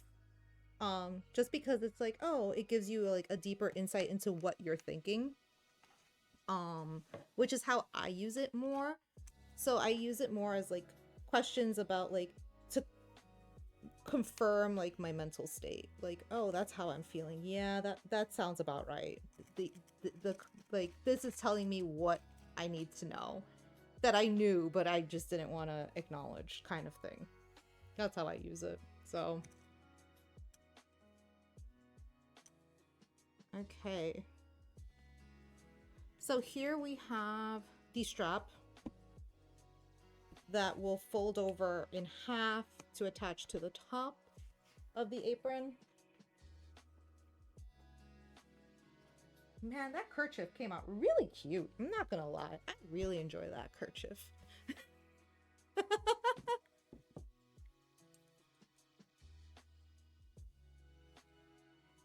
I'm sure you I'm sure. Yeah, no. I've kind of like taken I haven't like really, it's weird because though my family is very religious. I was raised Catholic, and I have like all my sacraments and everything. We still hold on to a lot of the indigenous practices from Puerto Rico, so they're technically kind of witchcrafty when you think about it. When you think about it, they're very witchcrafty, and yet we're like, no, we're uber Catholic. Usako is hanging out in the background. She's probably applying to job still. Okay, I'm adding a little extra length to these straps because I want to make sure I have enough for when the time comes.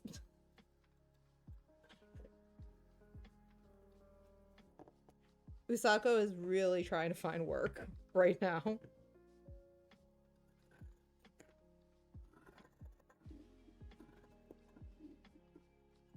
But the job market is stale. And doesn't like her.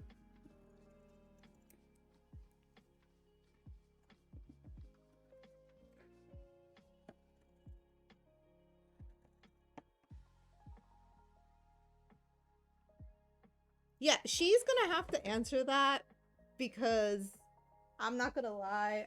She's explained to me several times what she does, but I don't know.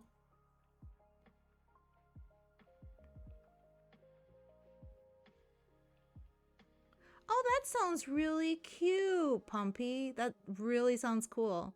And you could tailor it to like... Yeah, you could tailor it to each one. Oh, I like that idea. That's really sweet.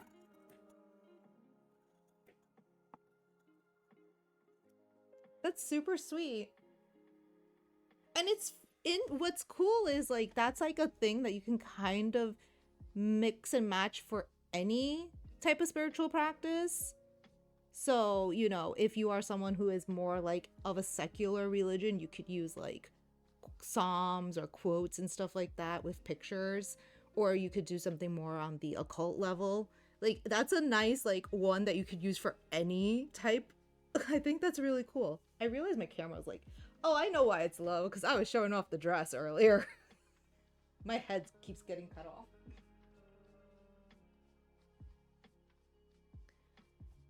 And suddenly the sun is like beaming everywhere around me. That's wild. Okay.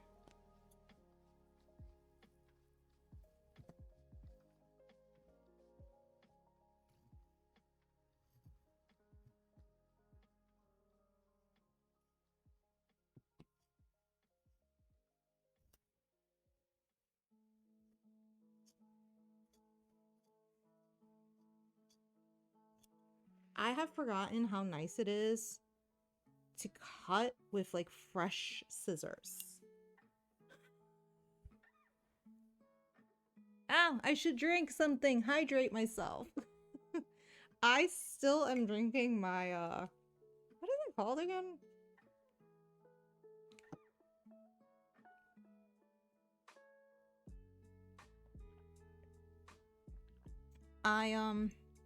What is it? I'm drinking... Oh my gosh, I forgot how you say it, but it's basically Chinese cholesterol tea, which is supposed to be good to maintain healthy cholesterol levels, so...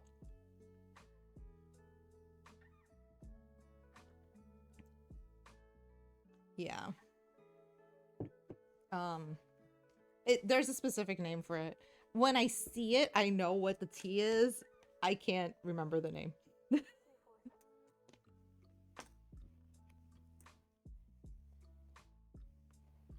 Ah, yeah, that's right. I have a Discord now. I don't know if that link will work, so you gotta let me know. It might be dead already. Yes, I have a Discord. I really haven't been posting on the Discord. I need to get on that. I need to start posting like what anime I'm currently watching and so on. Which, that was the funny one. Ah, thank you. Yeah, I figured it would be invalid.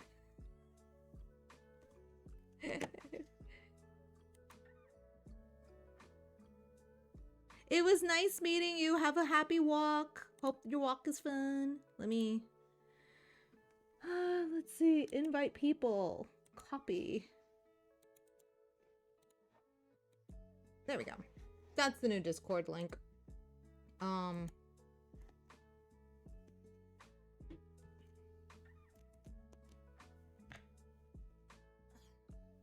think I did that last week, so that's why I forgot to refresh it for this week.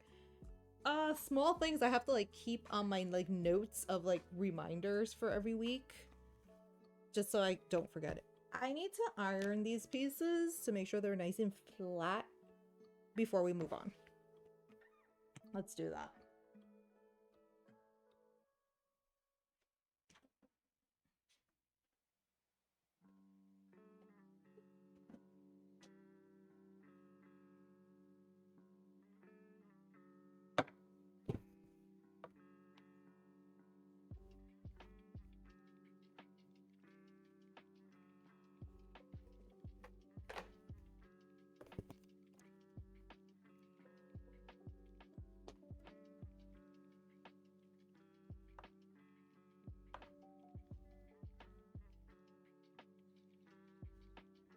I grabbed all my interfacing to see if I have one that's like semi-lightweight so I could put on the top.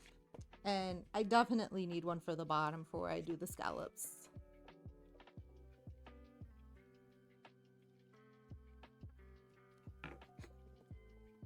You were dethroned. Yeah, you were dethroned. Okay. So I have here my Niffty. Look at that. How I use that there. You like that? My good old cutting mat and ironing mat, which essentially just exists so I can... Apparently... I know. They went off to go walk their dog. It was nice for them to have popped in. Yeah, so I need to cut interfacing for the bottom anyway and put one layer on so I could easily cut out the when I sew in the scallops, I can cut them and they stay they maintain their shape. And I want to put some on the top just so it doesn't flop too much. Yes, this is old. This is very old. I have like paint on here. I have cuts from a rotary cutter here. It's kind of warped, but it's been a helpful thing.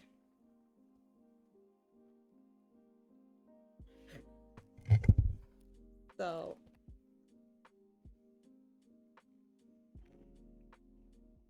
I'm just trying to iron these out because like I clearly the fabric has been in a bin for like eons, and so it's gotten very wrinkled.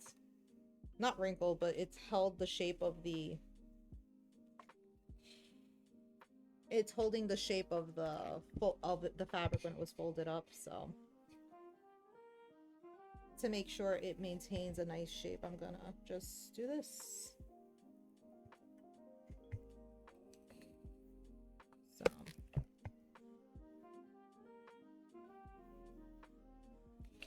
I have to decalcify my better iron. Because for some odd reason, my good iron got formed calcification in it during the move. And I'm very angry because that's my expensive iron.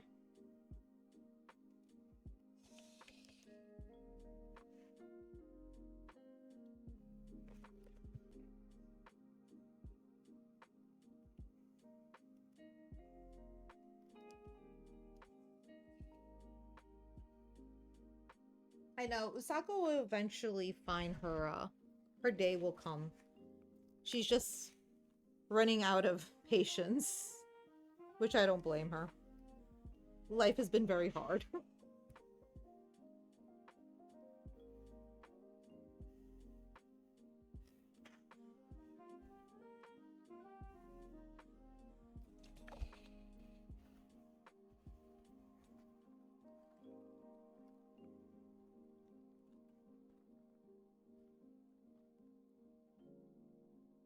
Okay.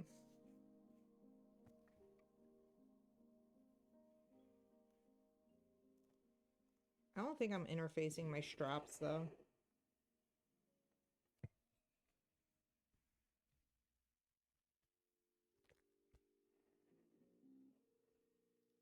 So I'll just iron them straight and flat here.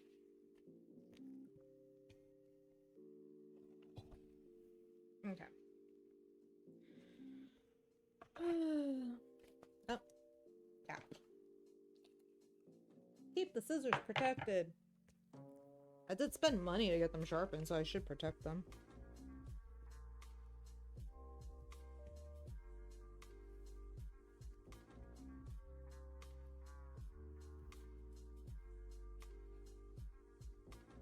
So yeah, I need to decalcify my good iron.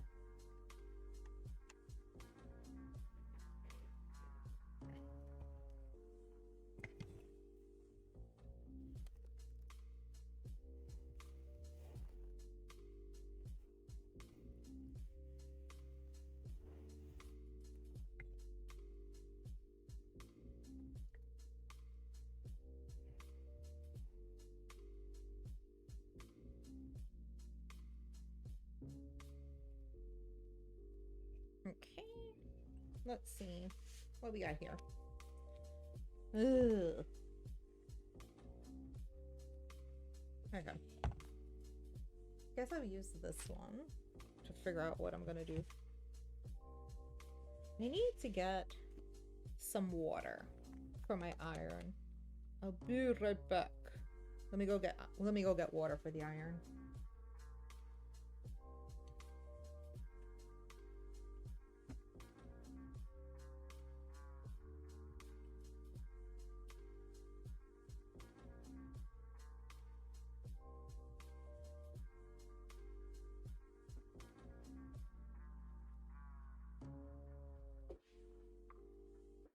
We have water now. Yay. Well, of course it would do that. Ugh. Always a mess.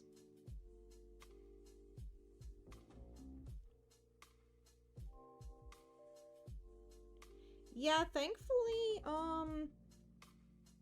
the bathroom is like right next to this room. So, it's my kid's bathroom.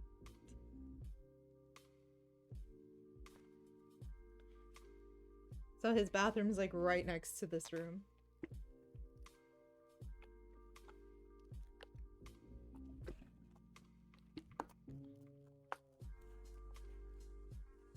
Okay, let's make this the flat side.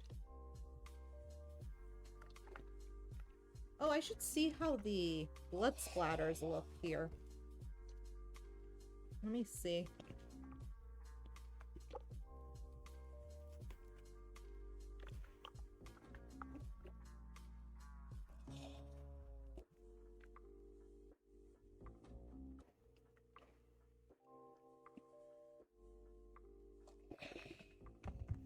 Let's see.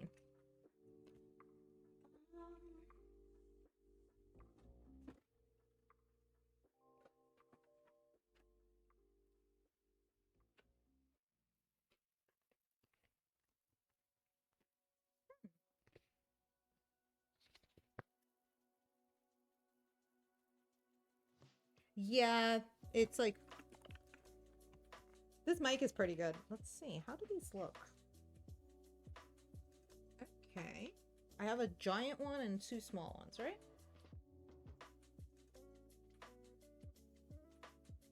Okay. So we have like one here and then like a few down here. Okay. Oh, these would look cute. Maybe the big one might be too big.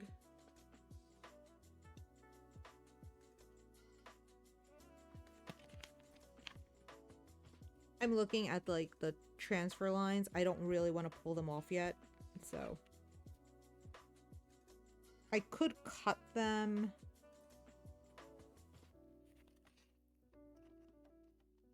I really should like take off the excess so I have a better view of what they look like.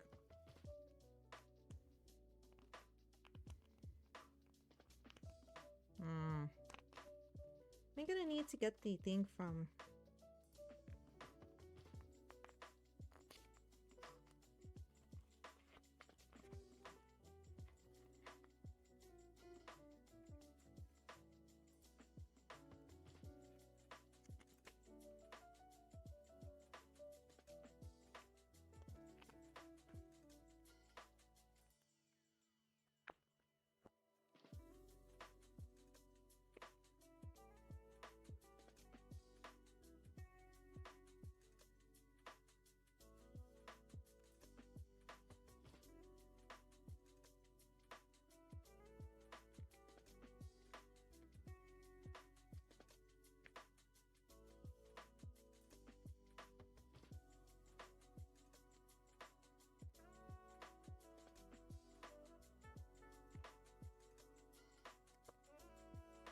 It is.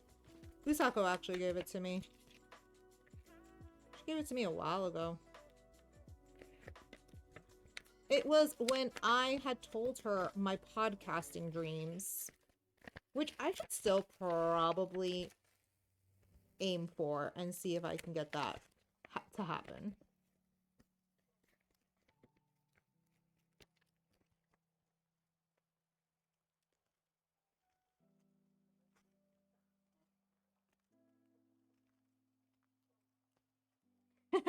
Baby witches. Okay, here are my paint splatters. I think they look really cute. So we got my paint splatters. So they're just gonna like kind of go like on here and wherever else they need to go. So. Oh, they actually are a good size for what I need. So, paint splatters are good. Okay, this one's alright. This one needs interfacing, and this one of these guys needs interfacing, so... I feel like I got pinged again by somebody. I don't know who pinged me again.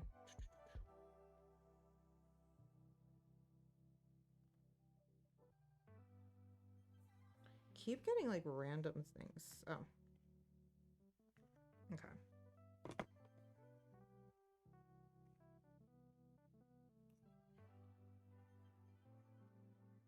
What I need to do is finish my astrology class.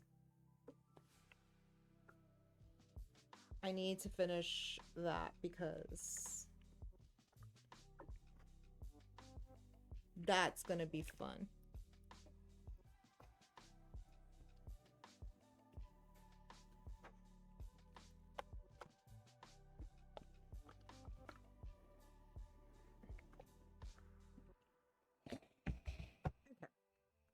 We got one.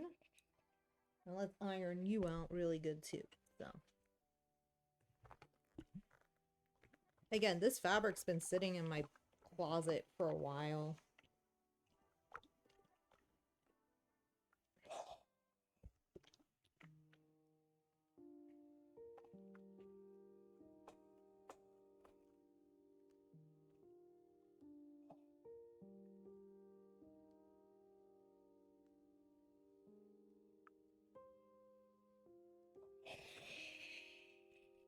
I was making I like started laughing to myself just now because I'm like, wow, I'm hungry. I just ate not too long ago.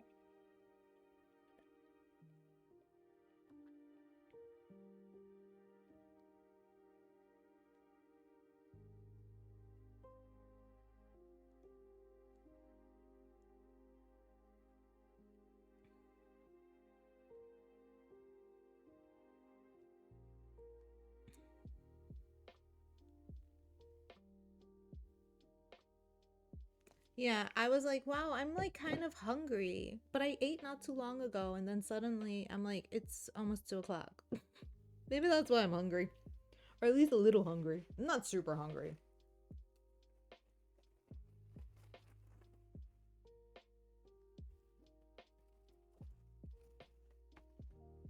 I had a pretty hearty lunch, so I'm like, why am I hungry? Not lunch, like late breakfast type thing. Okay. Let's cut this out.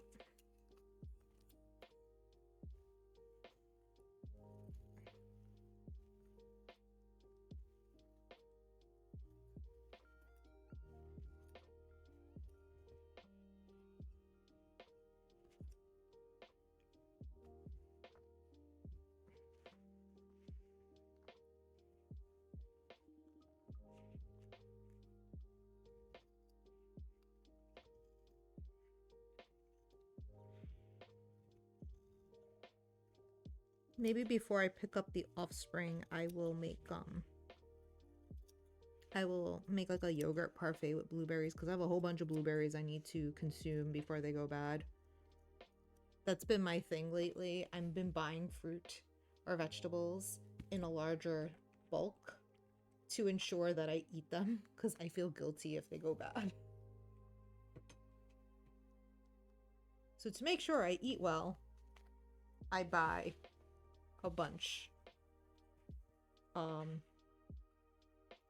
But the same goes for like sweets and stuff. If I happen to buy sweets in bulk, I will eat sweets until I've consumed them all.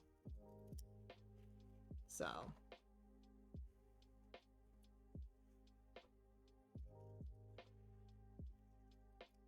like Kiro annoyed me because he basically acknowledged that I ate all of like the decadent chocolate mousse cups we bought from Costco. And I was like, wait, you didn't have one? He's like, no, I had the one. There were 6. I ate 5. He ate 1. I was very upset. I was like, how did you let me eat all of these pudding cups? And he's like, what? I didn't want you to not enjoy them. And I'm like, I just consumed 6 decadent chocolate mousse cups. Like, what is wrong with you? So, that's what happened. And then I bought the, oh my gosh, they come out with them every holiday at like Sam's Club or Costco, and it's the chocolate cookies of like the different like Belgium chocolate cookies with like biscuit and like chocolate, and I wound up eating the entire box. I had no shame. And now I'm like, I want another one. And he's like, no, you can't. I want you to live. You're gonna eat too much of this. So, I no longer can buy cookies.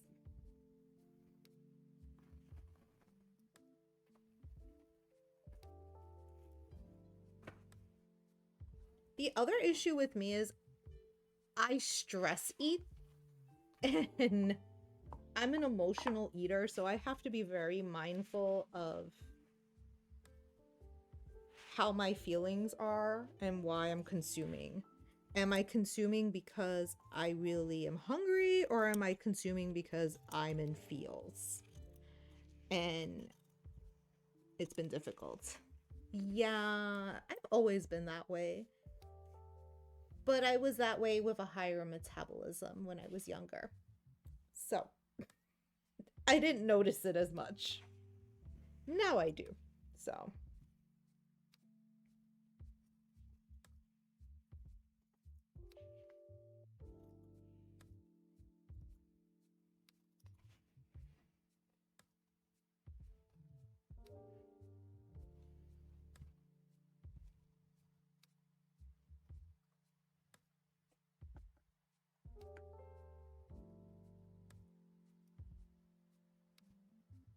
our household is so like, I wouldn't even say it's bizarre, but we're just like so oddly, I'm like very like, I can be hyper like anxious, but at the same time we have like such a low key vibe in the house, but then at the same time I go through like moments of like anxiety and in like paranoia and stuff, so it's very interesting. And then my kid like will be completely silent, you won't hear him, and then suddenly he plays a game and he's raging like a lunatic, and then he gets off the game and you don't hear him again. And people are always like, you need to be careful when they're quiet. I'm like, to be honest, my kid never did anything crazy when he was young. Him being quiet is not a sign that he's up to mischief. It's just him being on his phone and like, that's it. Or you hear him play the piano.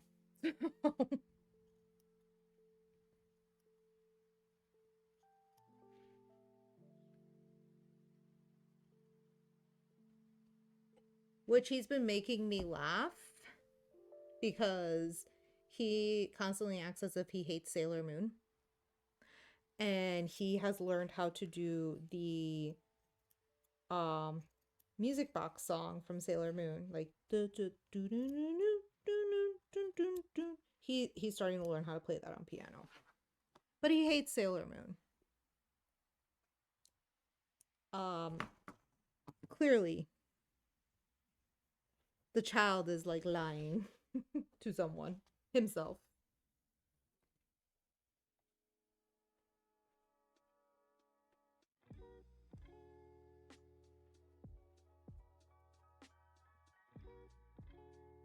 Come on.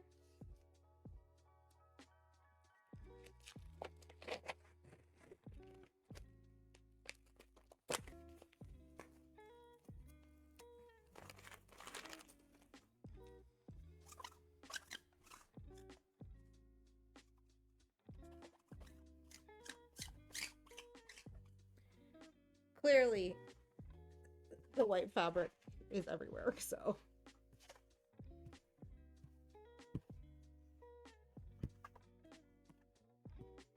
Okay. That should help the interfacing hold. Oh. You may. It's distorted. It's okay. I'll cut off the edges.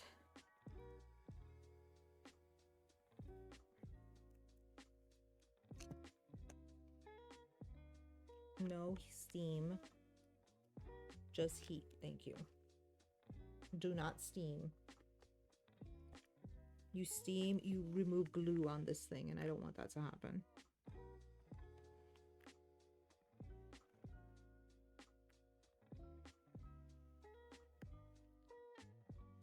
Interfacing with me is like hit or miss land. Sometimes it's like it goes on without a hitch, no problem, and then other times it's the devil. It doesn't like me.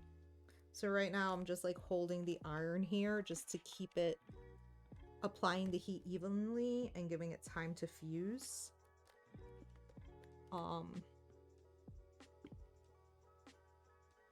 So it properly adheres to the fabric. And all it does is just give extra body and stiffness to the fabric so it maintains a shape. It's not really meant for much else. You normally use it a lot in like collars, in jackets and stuff. Or if you want your fabric to be a bit more stiff, you can put it in there. Which is why I'm doing this on the body of the apron. Just because I want it to have more rigidity.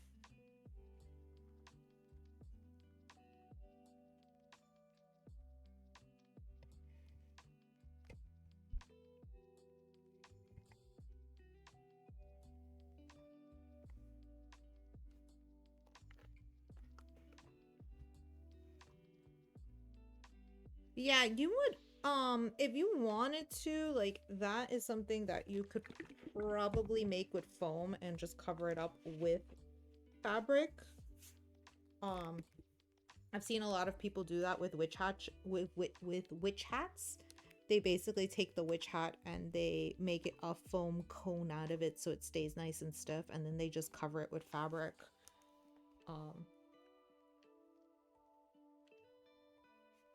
This is good, but you would want to use a really thick interface. But in hat making, they have something called bakram, and it's like super, it's interfacing, but next level interfacing. It's literally made for hats. Yeah, foam is actually really good, and you don't have to get super thick foam. You could use like a lightweight foam if you don't mind it being floppy. So you don't need to get like 10-inch foam. You can use like 4-inch or something like that. 4mm or 10mm. 10mm is like really thick, but you can get like a thinner one.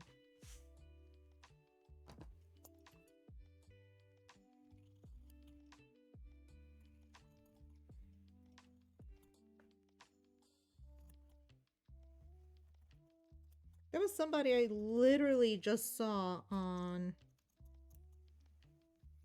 YouTube. She made a witch hat, but it was like a mushroom inspired witch hat, which is why I wound up watching it. Like, so she like formed mushrooms and put mushrooms on the hat, but it had like forest mushroom vibes. It was really pretty. So yeah, no, it's 10mm. I don't know why I said inch. Well, 10mm foam. 10mm foam's like really thick. That's if you want to make like armor and stuff like that. You'd use stuff like that.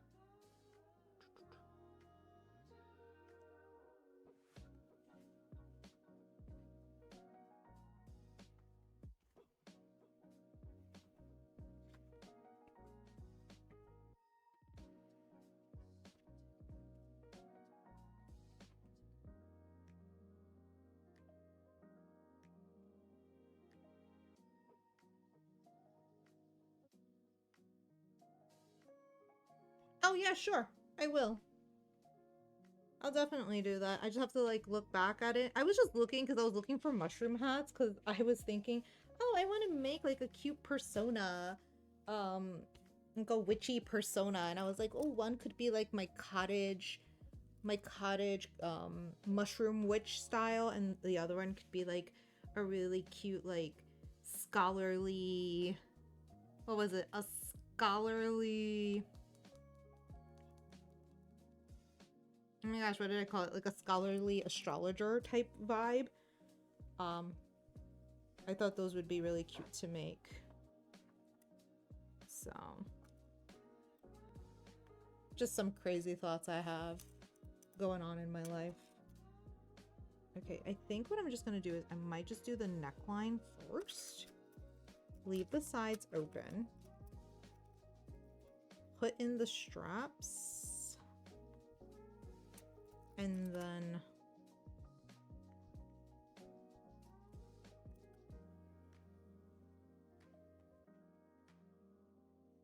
yeah, like sew the straps in here. That would work. Okay.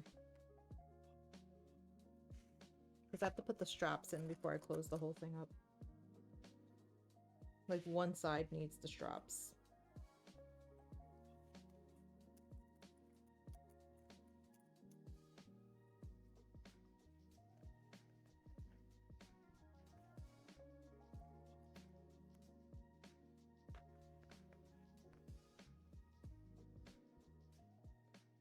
Okay, let's get this thing on, and then I'll probably start marking the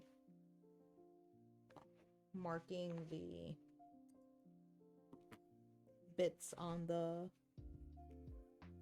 apron, so I have that all marked out and ready to sew.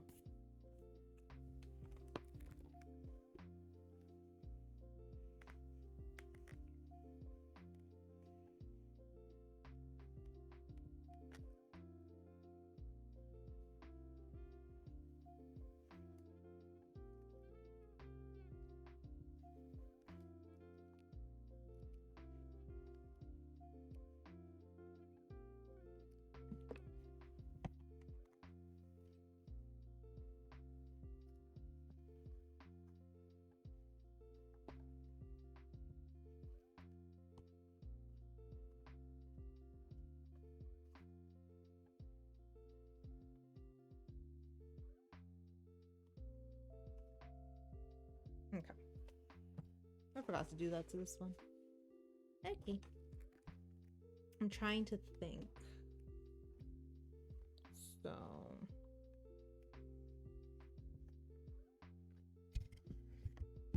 was funny because I have a few fabric shops on my Instagram.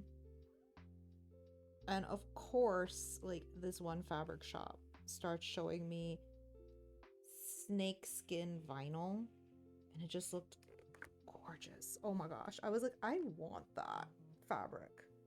Super expensive fabric, but like, I want that fabric. Now, I want snakeskin vinyl. But it was expensive. It was like $14 a yard or something, and I'm just like, I can't justify spending $14 a yard on something. Not yet. I thought it would be really cool to like incorporate it with that Jinx I'm talking about, that Sunset Dragon Jinx dress. I think it would look really cool as like the belt to hold up the bullets. However, again, $14 a yard. I could probably find better. Yeah, I could probably find a less expensive substitute for it. But it was gorgeous. It was beautiful. I was like, I want in my life now. So it was one of those things that was like, ooh, this would be really nice to have, but it's very expensive. They do have a fabric that is called liquid satin. That looks gorgeous. That's not as expensive. I think it's like $10, $11 a yard, something like that. Which, for good quality satin, that's not a terrible price. But the vinyl, though expensive, it's not super expensive. I've bought vinyl I've seen vinyl more expensive than that, but I can't really justify it right now. So we will see what happens. Okay.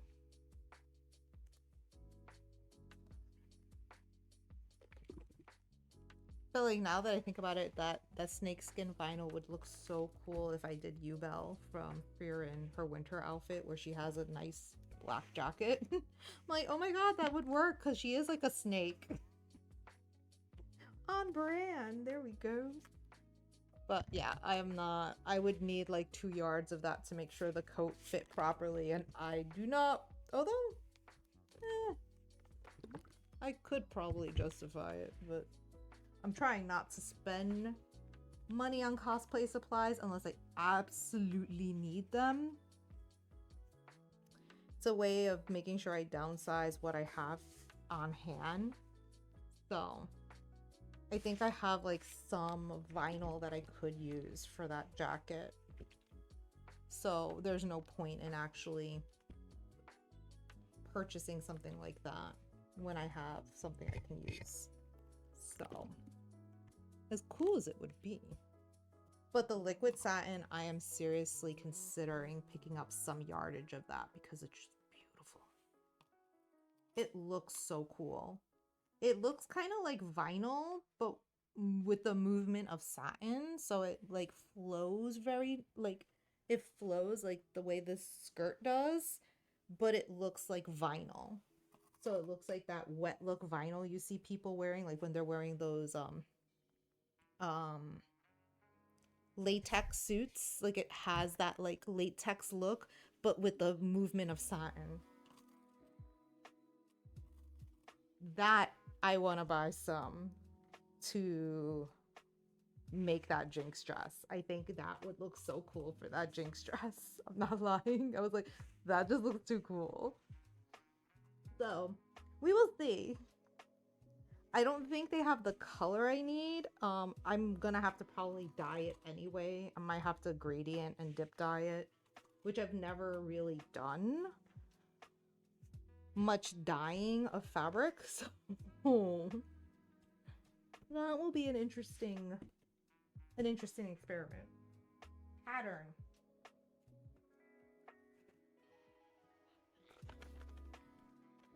Okay. So I'm gonna cut out the scallops on this And then I'm going to put it on here and transfer the markings onto it.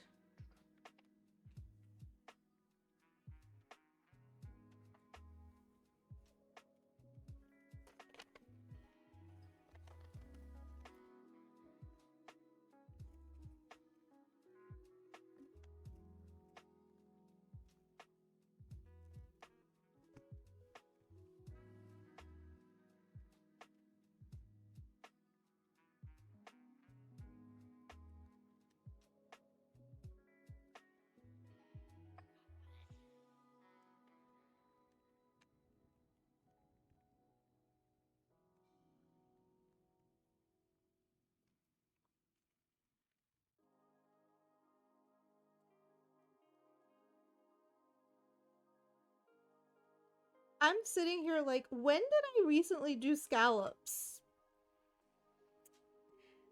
It was for another Hazbin hotel costume. Like, I did scallops not too long ago, but where? When? It was for Baggy. Because I did the scallops for her thigh highs, which I did make them before I moved. I was working really hard on finishing Vaggie for Otakon this summer. And then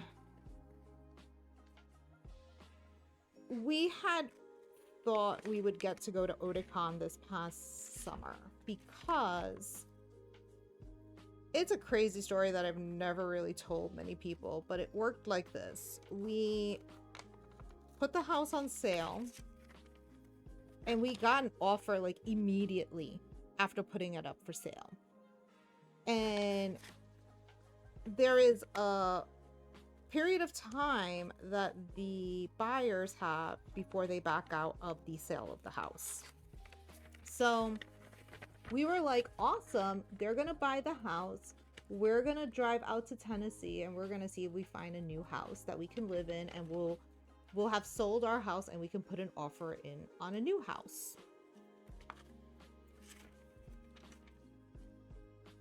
On our drive to Tennessee,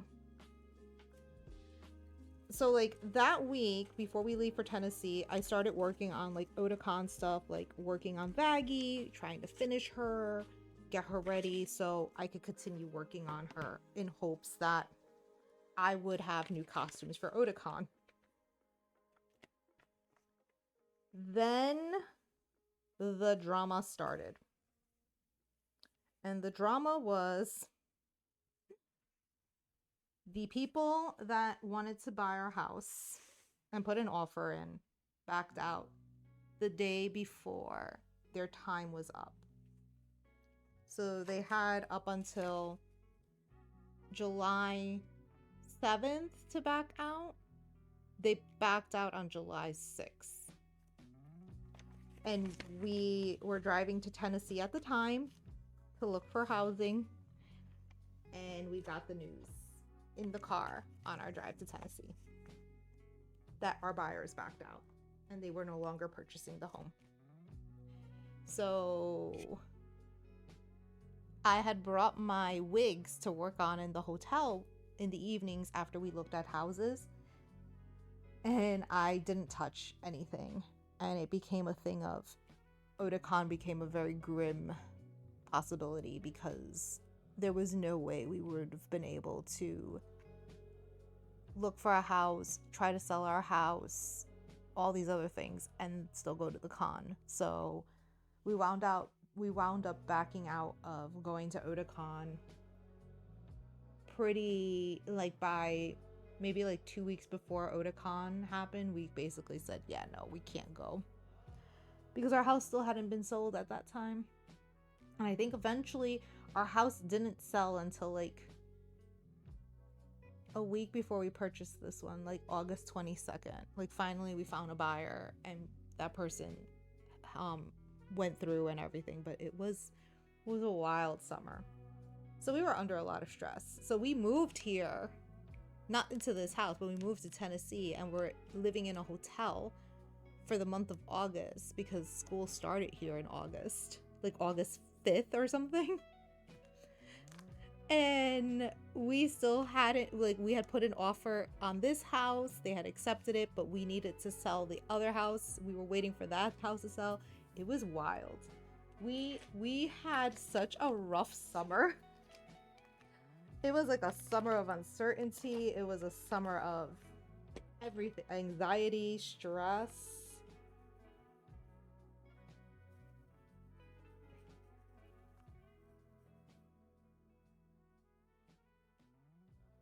I still to this day do not know how we got through this summer without like giving ourselves heart attacks.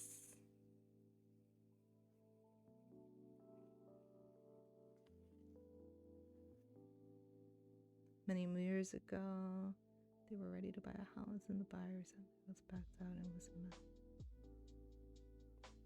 Oh, you have one that's purple? Oh, I'm sorry to hear that. Yeah, it's wild. Like I don't agree. I do not recommend for anyone for that to happen to anyone because that was like really wild. Also, too, our buyers backed out on like a really like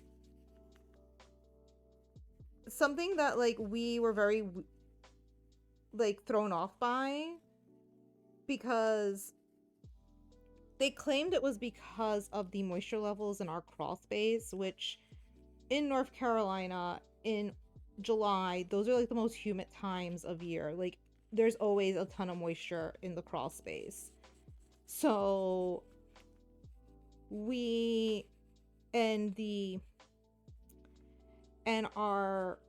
the inspection said the inspector recommended one thing, the termite person recommended something else. And it was like we did fix the crawl space. Like we put like a vapor barrier as a way to like, and they agreed. They were fine with doing just the vapor barrier, and then suddenly they were all like, yeah, no, we are worried about the moisture levels in the crawl space. We don't want to do it. And we were just like, why all of a sudden is it a problem? And apparently, like, they had already paid for an inspection and everything. It was, like, wild. Like, the people were, like, literally a day away from, like, being able to purchase the home. And they backed out so fast. So we don't know, like, exactly what was the real reason why they backed out. But it was a little wild and crazy, so. But that was, like, a lot of the stress that we were under this summer. And then on top of it, like, we had to move here. We were hoping the house would sell before we had to come into Tennessee. That didn't happen. We were still waiting.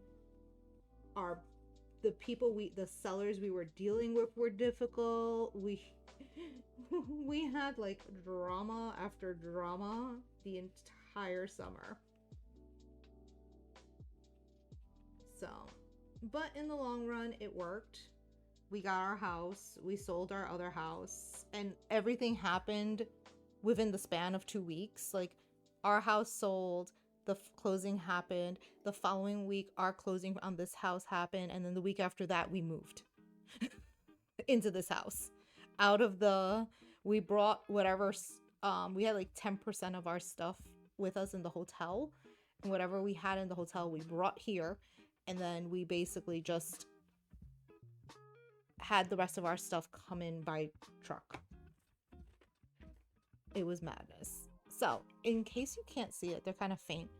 These are like the lines where I'm going to stitch. So you see the scallops. What I am probably going to do is I'm probably just going to like sew around like the center so it looks like it's two separate pieces, but not. But I'm gonna do that after I do the scallops. Then I'll go around and like essentially like sew around here so it looks like it's two pieces put together. Because I don't want to have to do a scallop edge that I add to it, so I'm gonna fake it. I think faking's fun. So this is done. That's done. Honestly, figuring out this took the longest for this stream, like this whole part. But again, like I keep saying, like the prep and finishing is like the longest part in making anything at this point. Like the bulk work is so easy. Okay, no problem.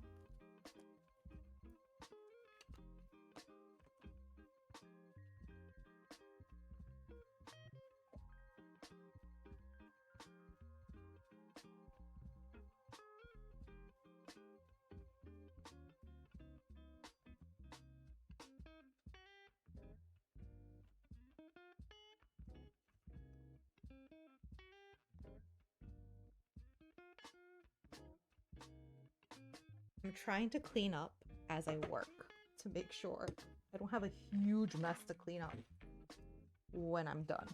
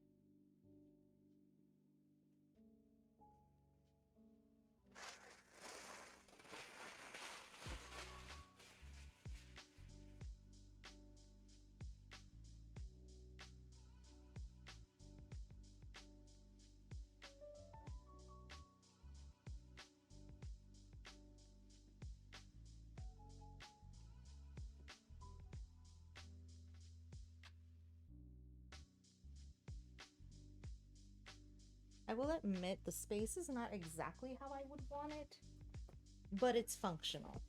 And I think that I am very grateful for to have a functional space.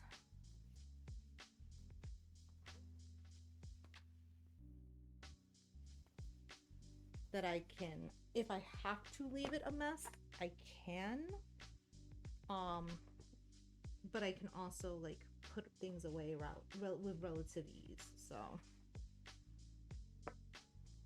I do prefer trying to I think I just wiped away my eyeliner.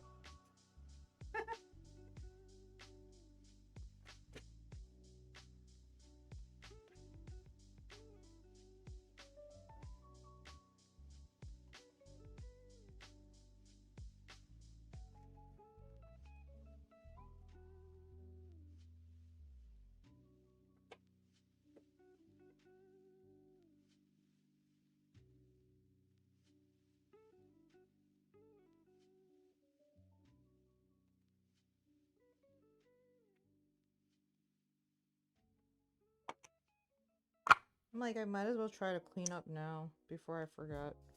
Because then I'm going to come back and be grouchy and not want to do it. Although I'm so excited for the weekend. And then next week, kiddo only has 2 days of school.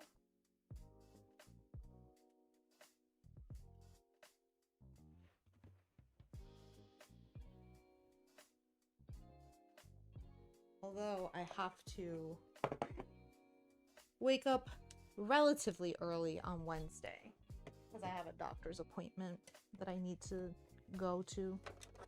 I'm finally gonna get like a primary care doctor, which is wild.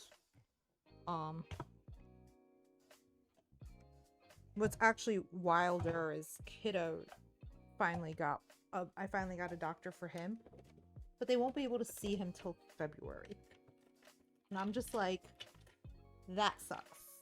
I hope my kid doesn't get sick in the interim. I mean, if he does get sick, I'll probably just take him to urgent care, but I would rather him go to like a regular doctor. But childcare in the South, so difficult. So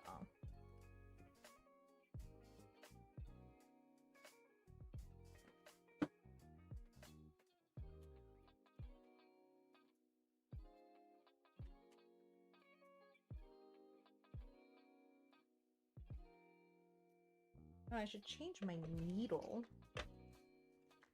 to a thicker one.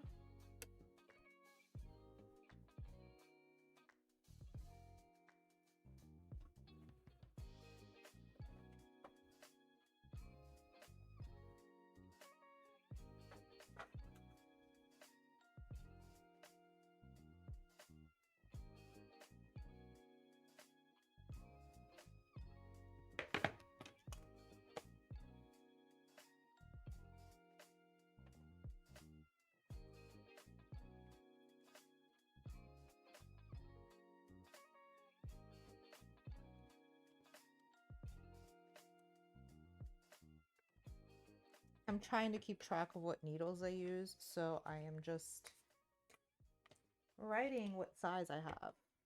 That's 80 by 12. So, since this fabric's a little thicker, I'm going to use an 80-inch needle. Because cotton has more thickness than the satin, so the needle needs a little more strength. Also too, I would prefer a fresh needle to do these scallops than one that is pretty dull at this point. So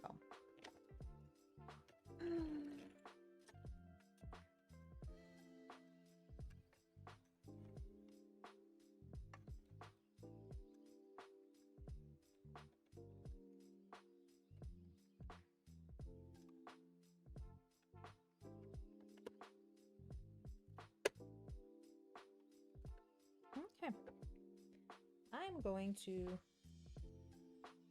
sew my straps first.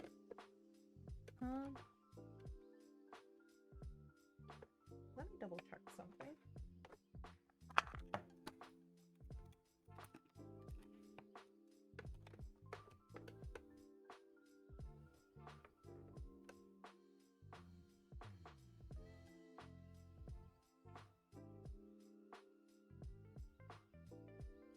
Okay.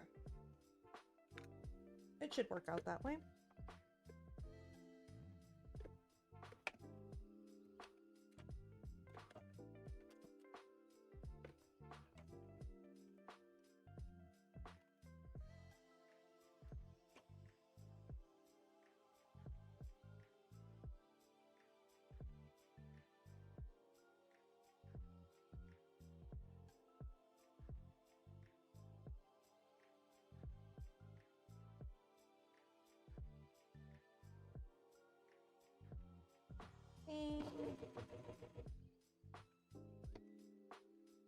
Make sure it's not the fabric.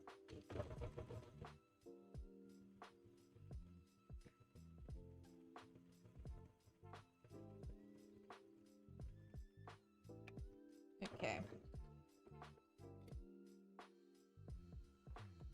That's done.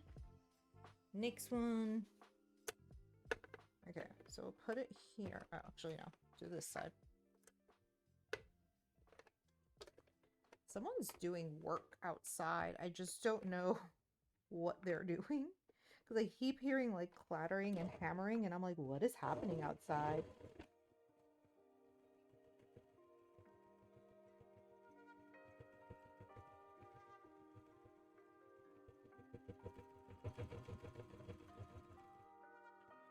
Oh my, I just realized I need to like clean my sewing machine. My sewing machine's kind of pink looking. Yeah, I'm able to start putting together these pieces.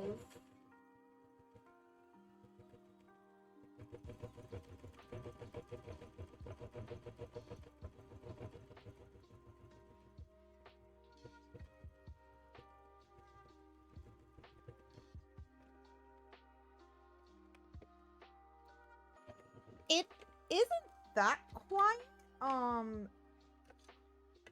The mic has a good like it does a good job of like muffling out quite a bit of it. ¿Qué está pasando? What is happening? Who is looking for me? ¿Qué está pasando ahora? Oh no. Oh. Oh. Okay. So I've said multiple times in various but regardless, the machine is pretty quiet. I think a lot of it has to do with the fact that I tend to I have done quite a bit of maintenance on the machine very frequently, so I do help out. That helps out quite a bit. I know, I just got a notification from kiddo's school because anytime something happens, and it's like for the most minor things, they had a soft lockdown because someone got sick and they wanted to maintain the privacy of the students, so they basically just kept everyone in their classrooms so nobody's like running around like seeing who got who's getting pulled out by the ambulance or like being wheeled to the nurse.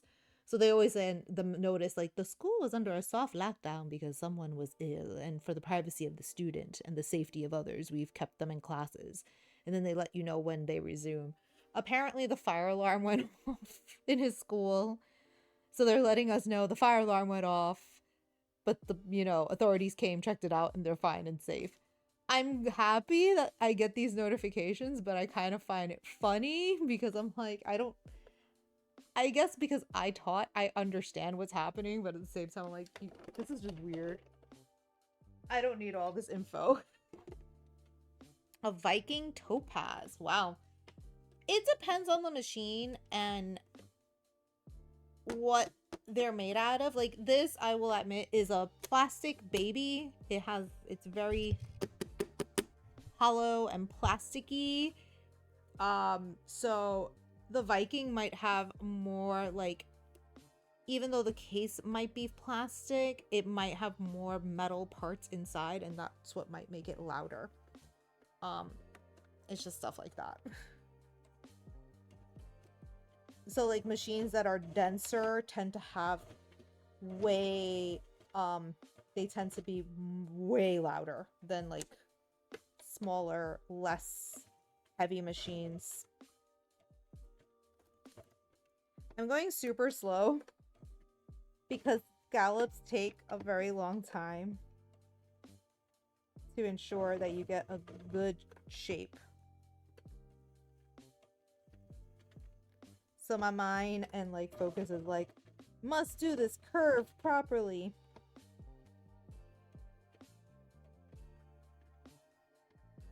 And I'm doing it like just outside the line I drew just to ensure I get a good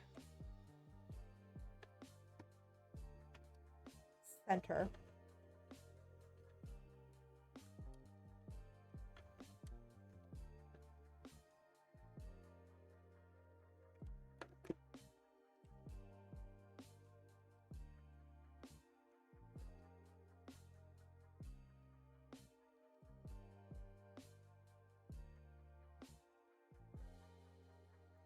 Actually, you know what? It does need, like, that's the thing with these machines. They really do need to have a lot of maintenance and cleaning. I got this machine maintained once professionally. Other than that, I take it apart almost before every major project. I will open up all the spots that I need, dust it out. I'll use I use like the small brushes that come with it, or and an air can if I need it.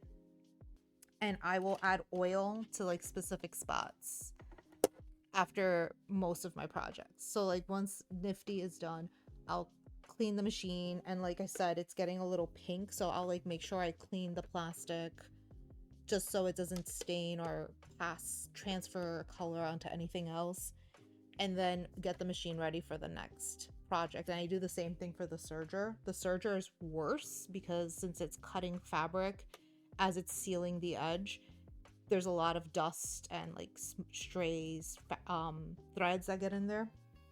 So like part of the hobby that I think most people forget is this, like maintaining your equipment. The maintenance of the equipment is very necessary, and since a lot of people tend to con crunch, they don't do it as often as they should. Or like they'll crunch, get everything done, and then the machine sits there, and then their next con's coming and they just pull out the machine without setting it up for like giving it some love beforehand.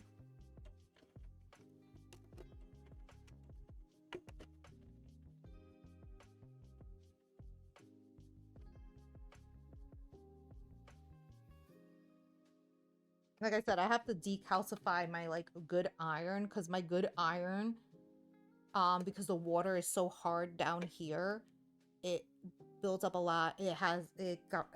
I guess there was still water in the iron when it got packed up by the moving company, that it calcified. So I'm hoping by doing a good thorough cleaning with vinegar and other like iron cleaning products, I can get my good iron back on track, because it's one of those good it's a Rotina. Those are like the German irons. I love those irons. Actually, no, that's not one. I used to have one, but it broke on me. I think it broke because of how I was storing it. I think that's a Pro Steam. It's like, it's still one of the higher end irons. So I had just bought it last summer too, and I'm like so mad. I was like, what? So I don't think it was stored properly when it got packed up for the move.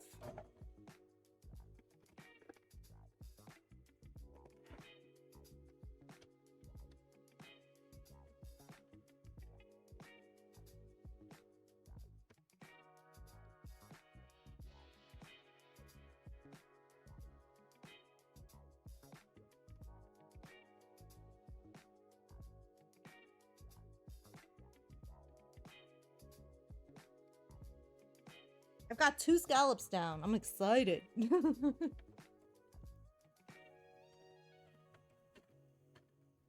I should probably put the petticoat under this dress to see how it looks with the petticoat.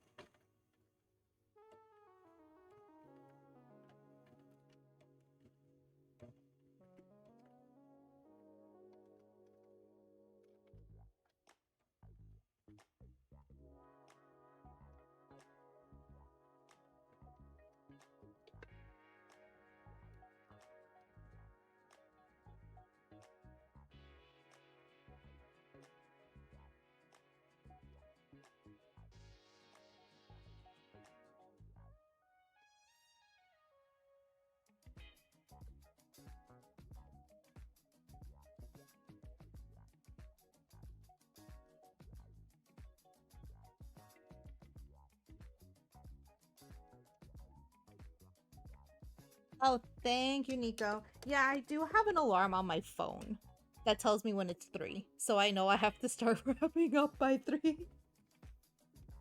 But thank you for the reminder. I actually have the alarm on my phone because sometimes I get busy like cleaning or doing other things around the house that I will not notice the time. So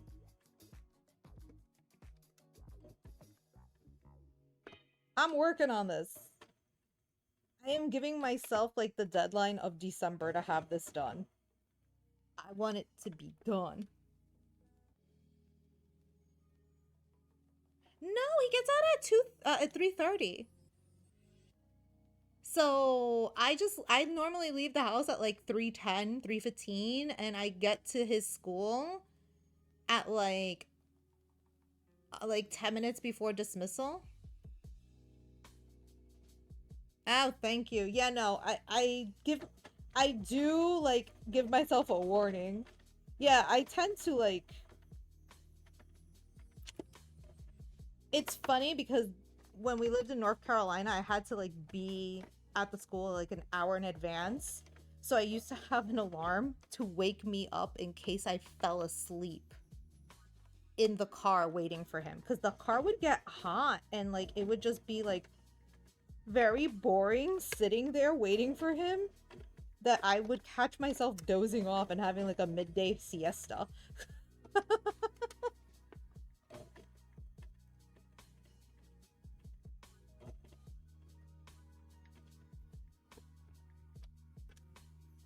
And then like the last year was the worst because I feel like people started like getting there even earlier. So when I used to leave the house to get there at 2, which means I had to like leave the house at like 1:55 because we lived down the road from the school.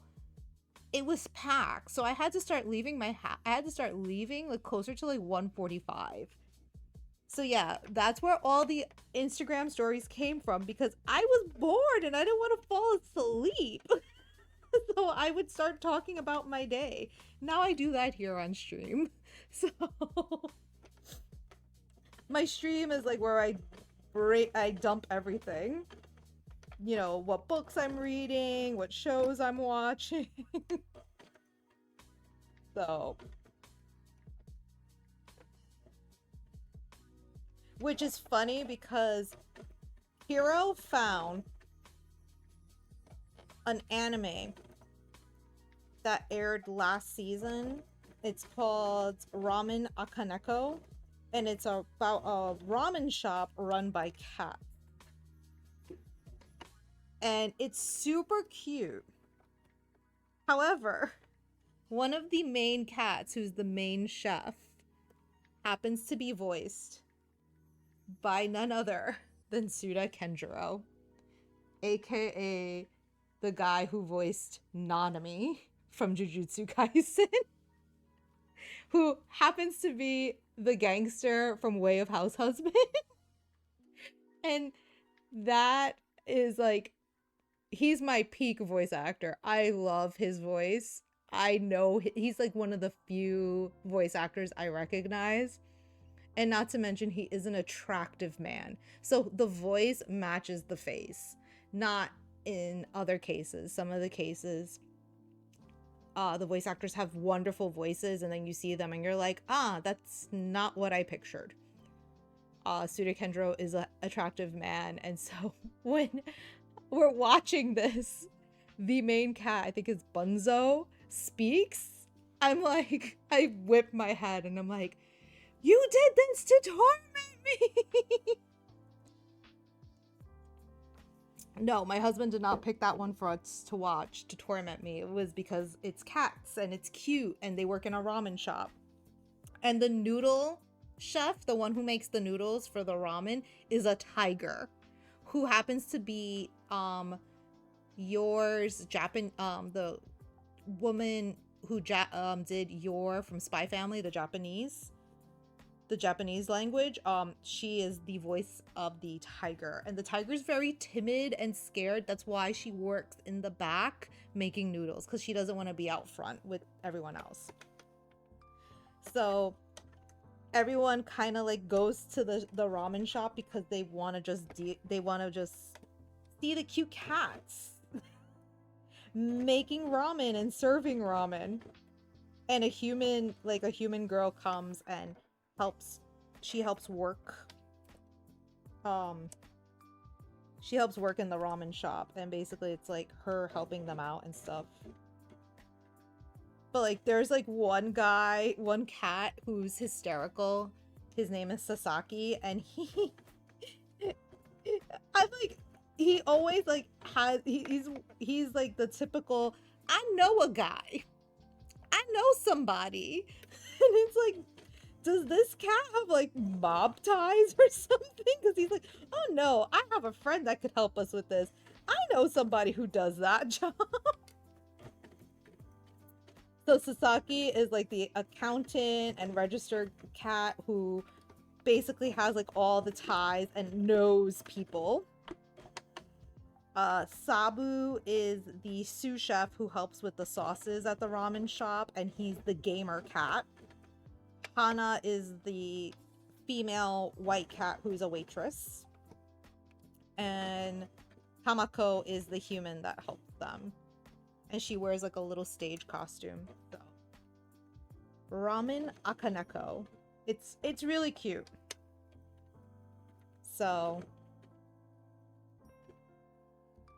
apparently it was very popular last season. It was like one of those cute cozy ones. So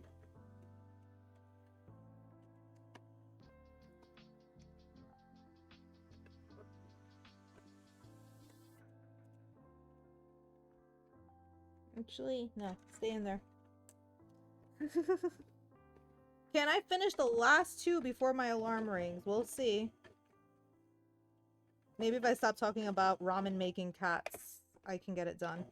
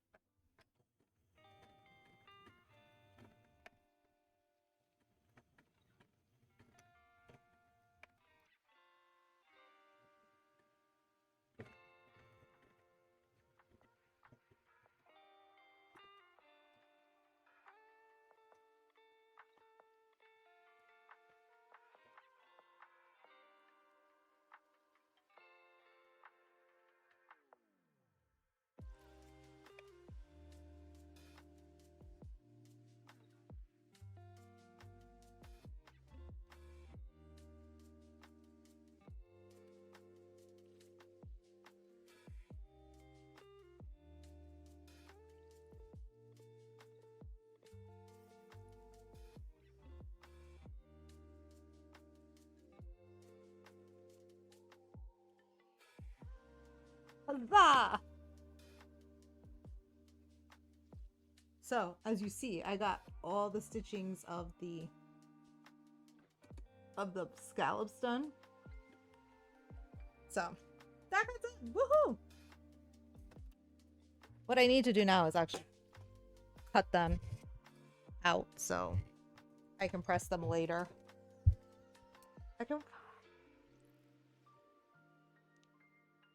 Really, Kiro? Aren't you at work? What you doing? You have some free time? Watch it on your phone? Oh, that's right. You always complain Fridays are like dead.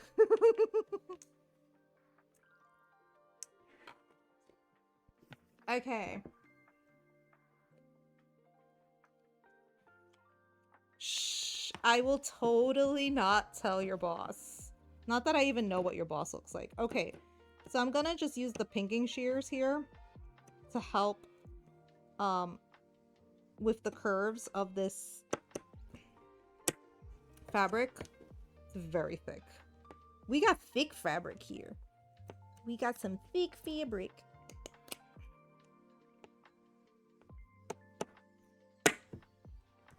So this way, when I press it, it should ease into the curve a little easier. So just got to make sure I don't cut the other ones. I don't know. I know you're annoyed that it says that. I haven't looked into it. I just wanted to actually see if it worked. I wanted to make sure it worked very well before I purchased it. So it wasn't that much. I want to say like maybe 30 bucks for the year or something. And don't tell me just buy it.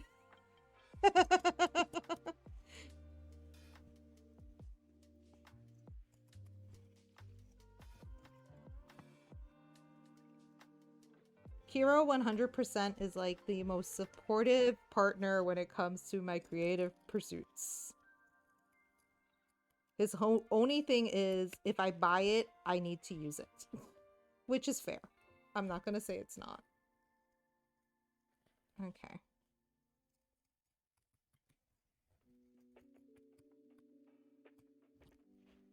I think so. I gotta look, like I said, I gotta look into it. I saw some annual fee. I just don't remember what the price was. I don't think it's that expensive because a lot of people, I think, use this, so I just wanted to make sure it worked before I committed to paying for it.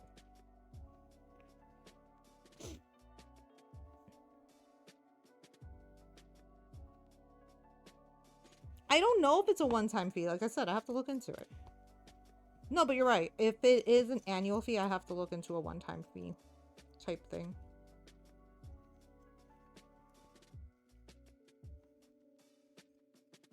I'm sure there's other options. This was like the first one I found. Well, the first tutorial I found on YouTube about doing something like this.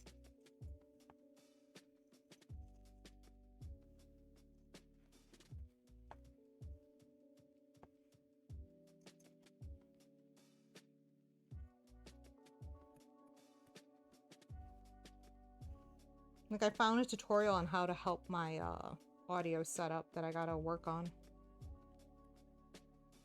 Because I'm always trying to learn something new with this streaming stuff.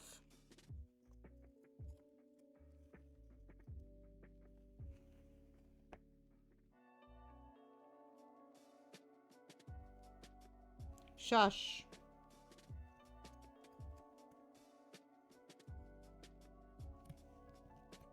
Okay.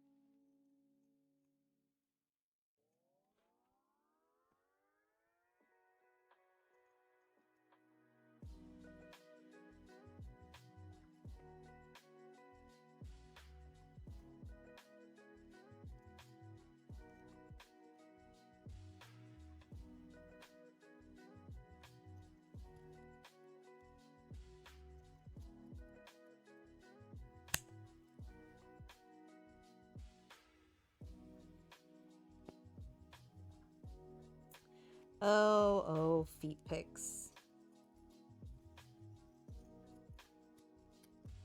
Okay. So the scallops are all cut out. Look at that.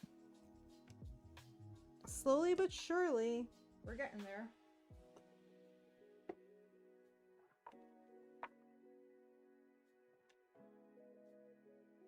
I gotta empty out the trash in this room for trash day. So basically, this is what's gonna start happening. Obviously, if I had more time, I would finesse them a little bit better, but they come out like that. And then you press them and you get little cute scallops all around the perimeter. And like I said, once they are pressed properly, I will probably sew a line around. No. I don't even know how to make scallops. Don't even start. Also, isn't it like pizza night? I want to cook tonight. And don't say I got a break yesterday because I still had to put food in the oven for you last night after you went to the game. So, let's see.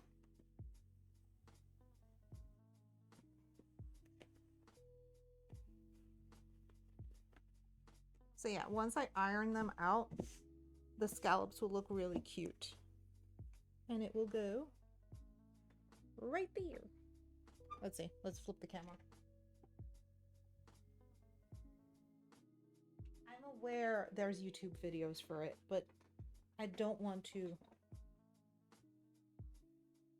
And there we go. We have cute, adorable scallops. So, okay.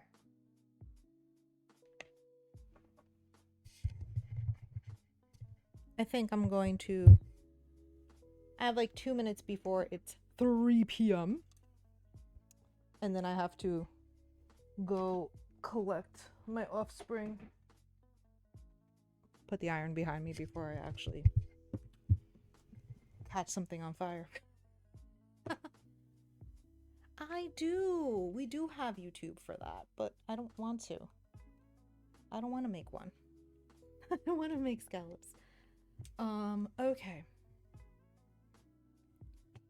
Really? You are quite silly today. Why are you being so silly? Let's see.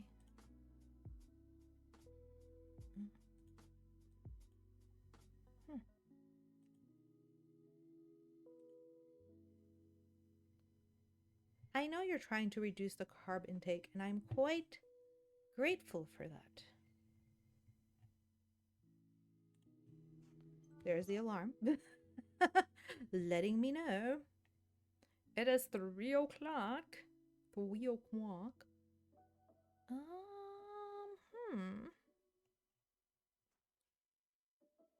okay.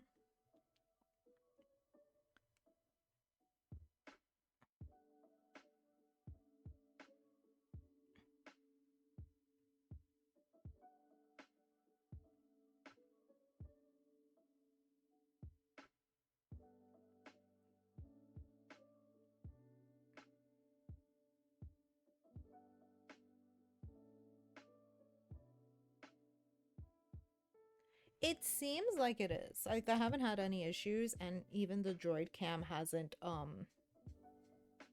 lagged. So I think we worked out pretty well there. I'm trying to see what we can do right now. Okay. Oh, cool. Yeah, no, yesterday was wild. I don't know what was going on yesterday. Yesterday was not fun. I was not content. Okay, we are gonna go check out her name is Gamer Mom.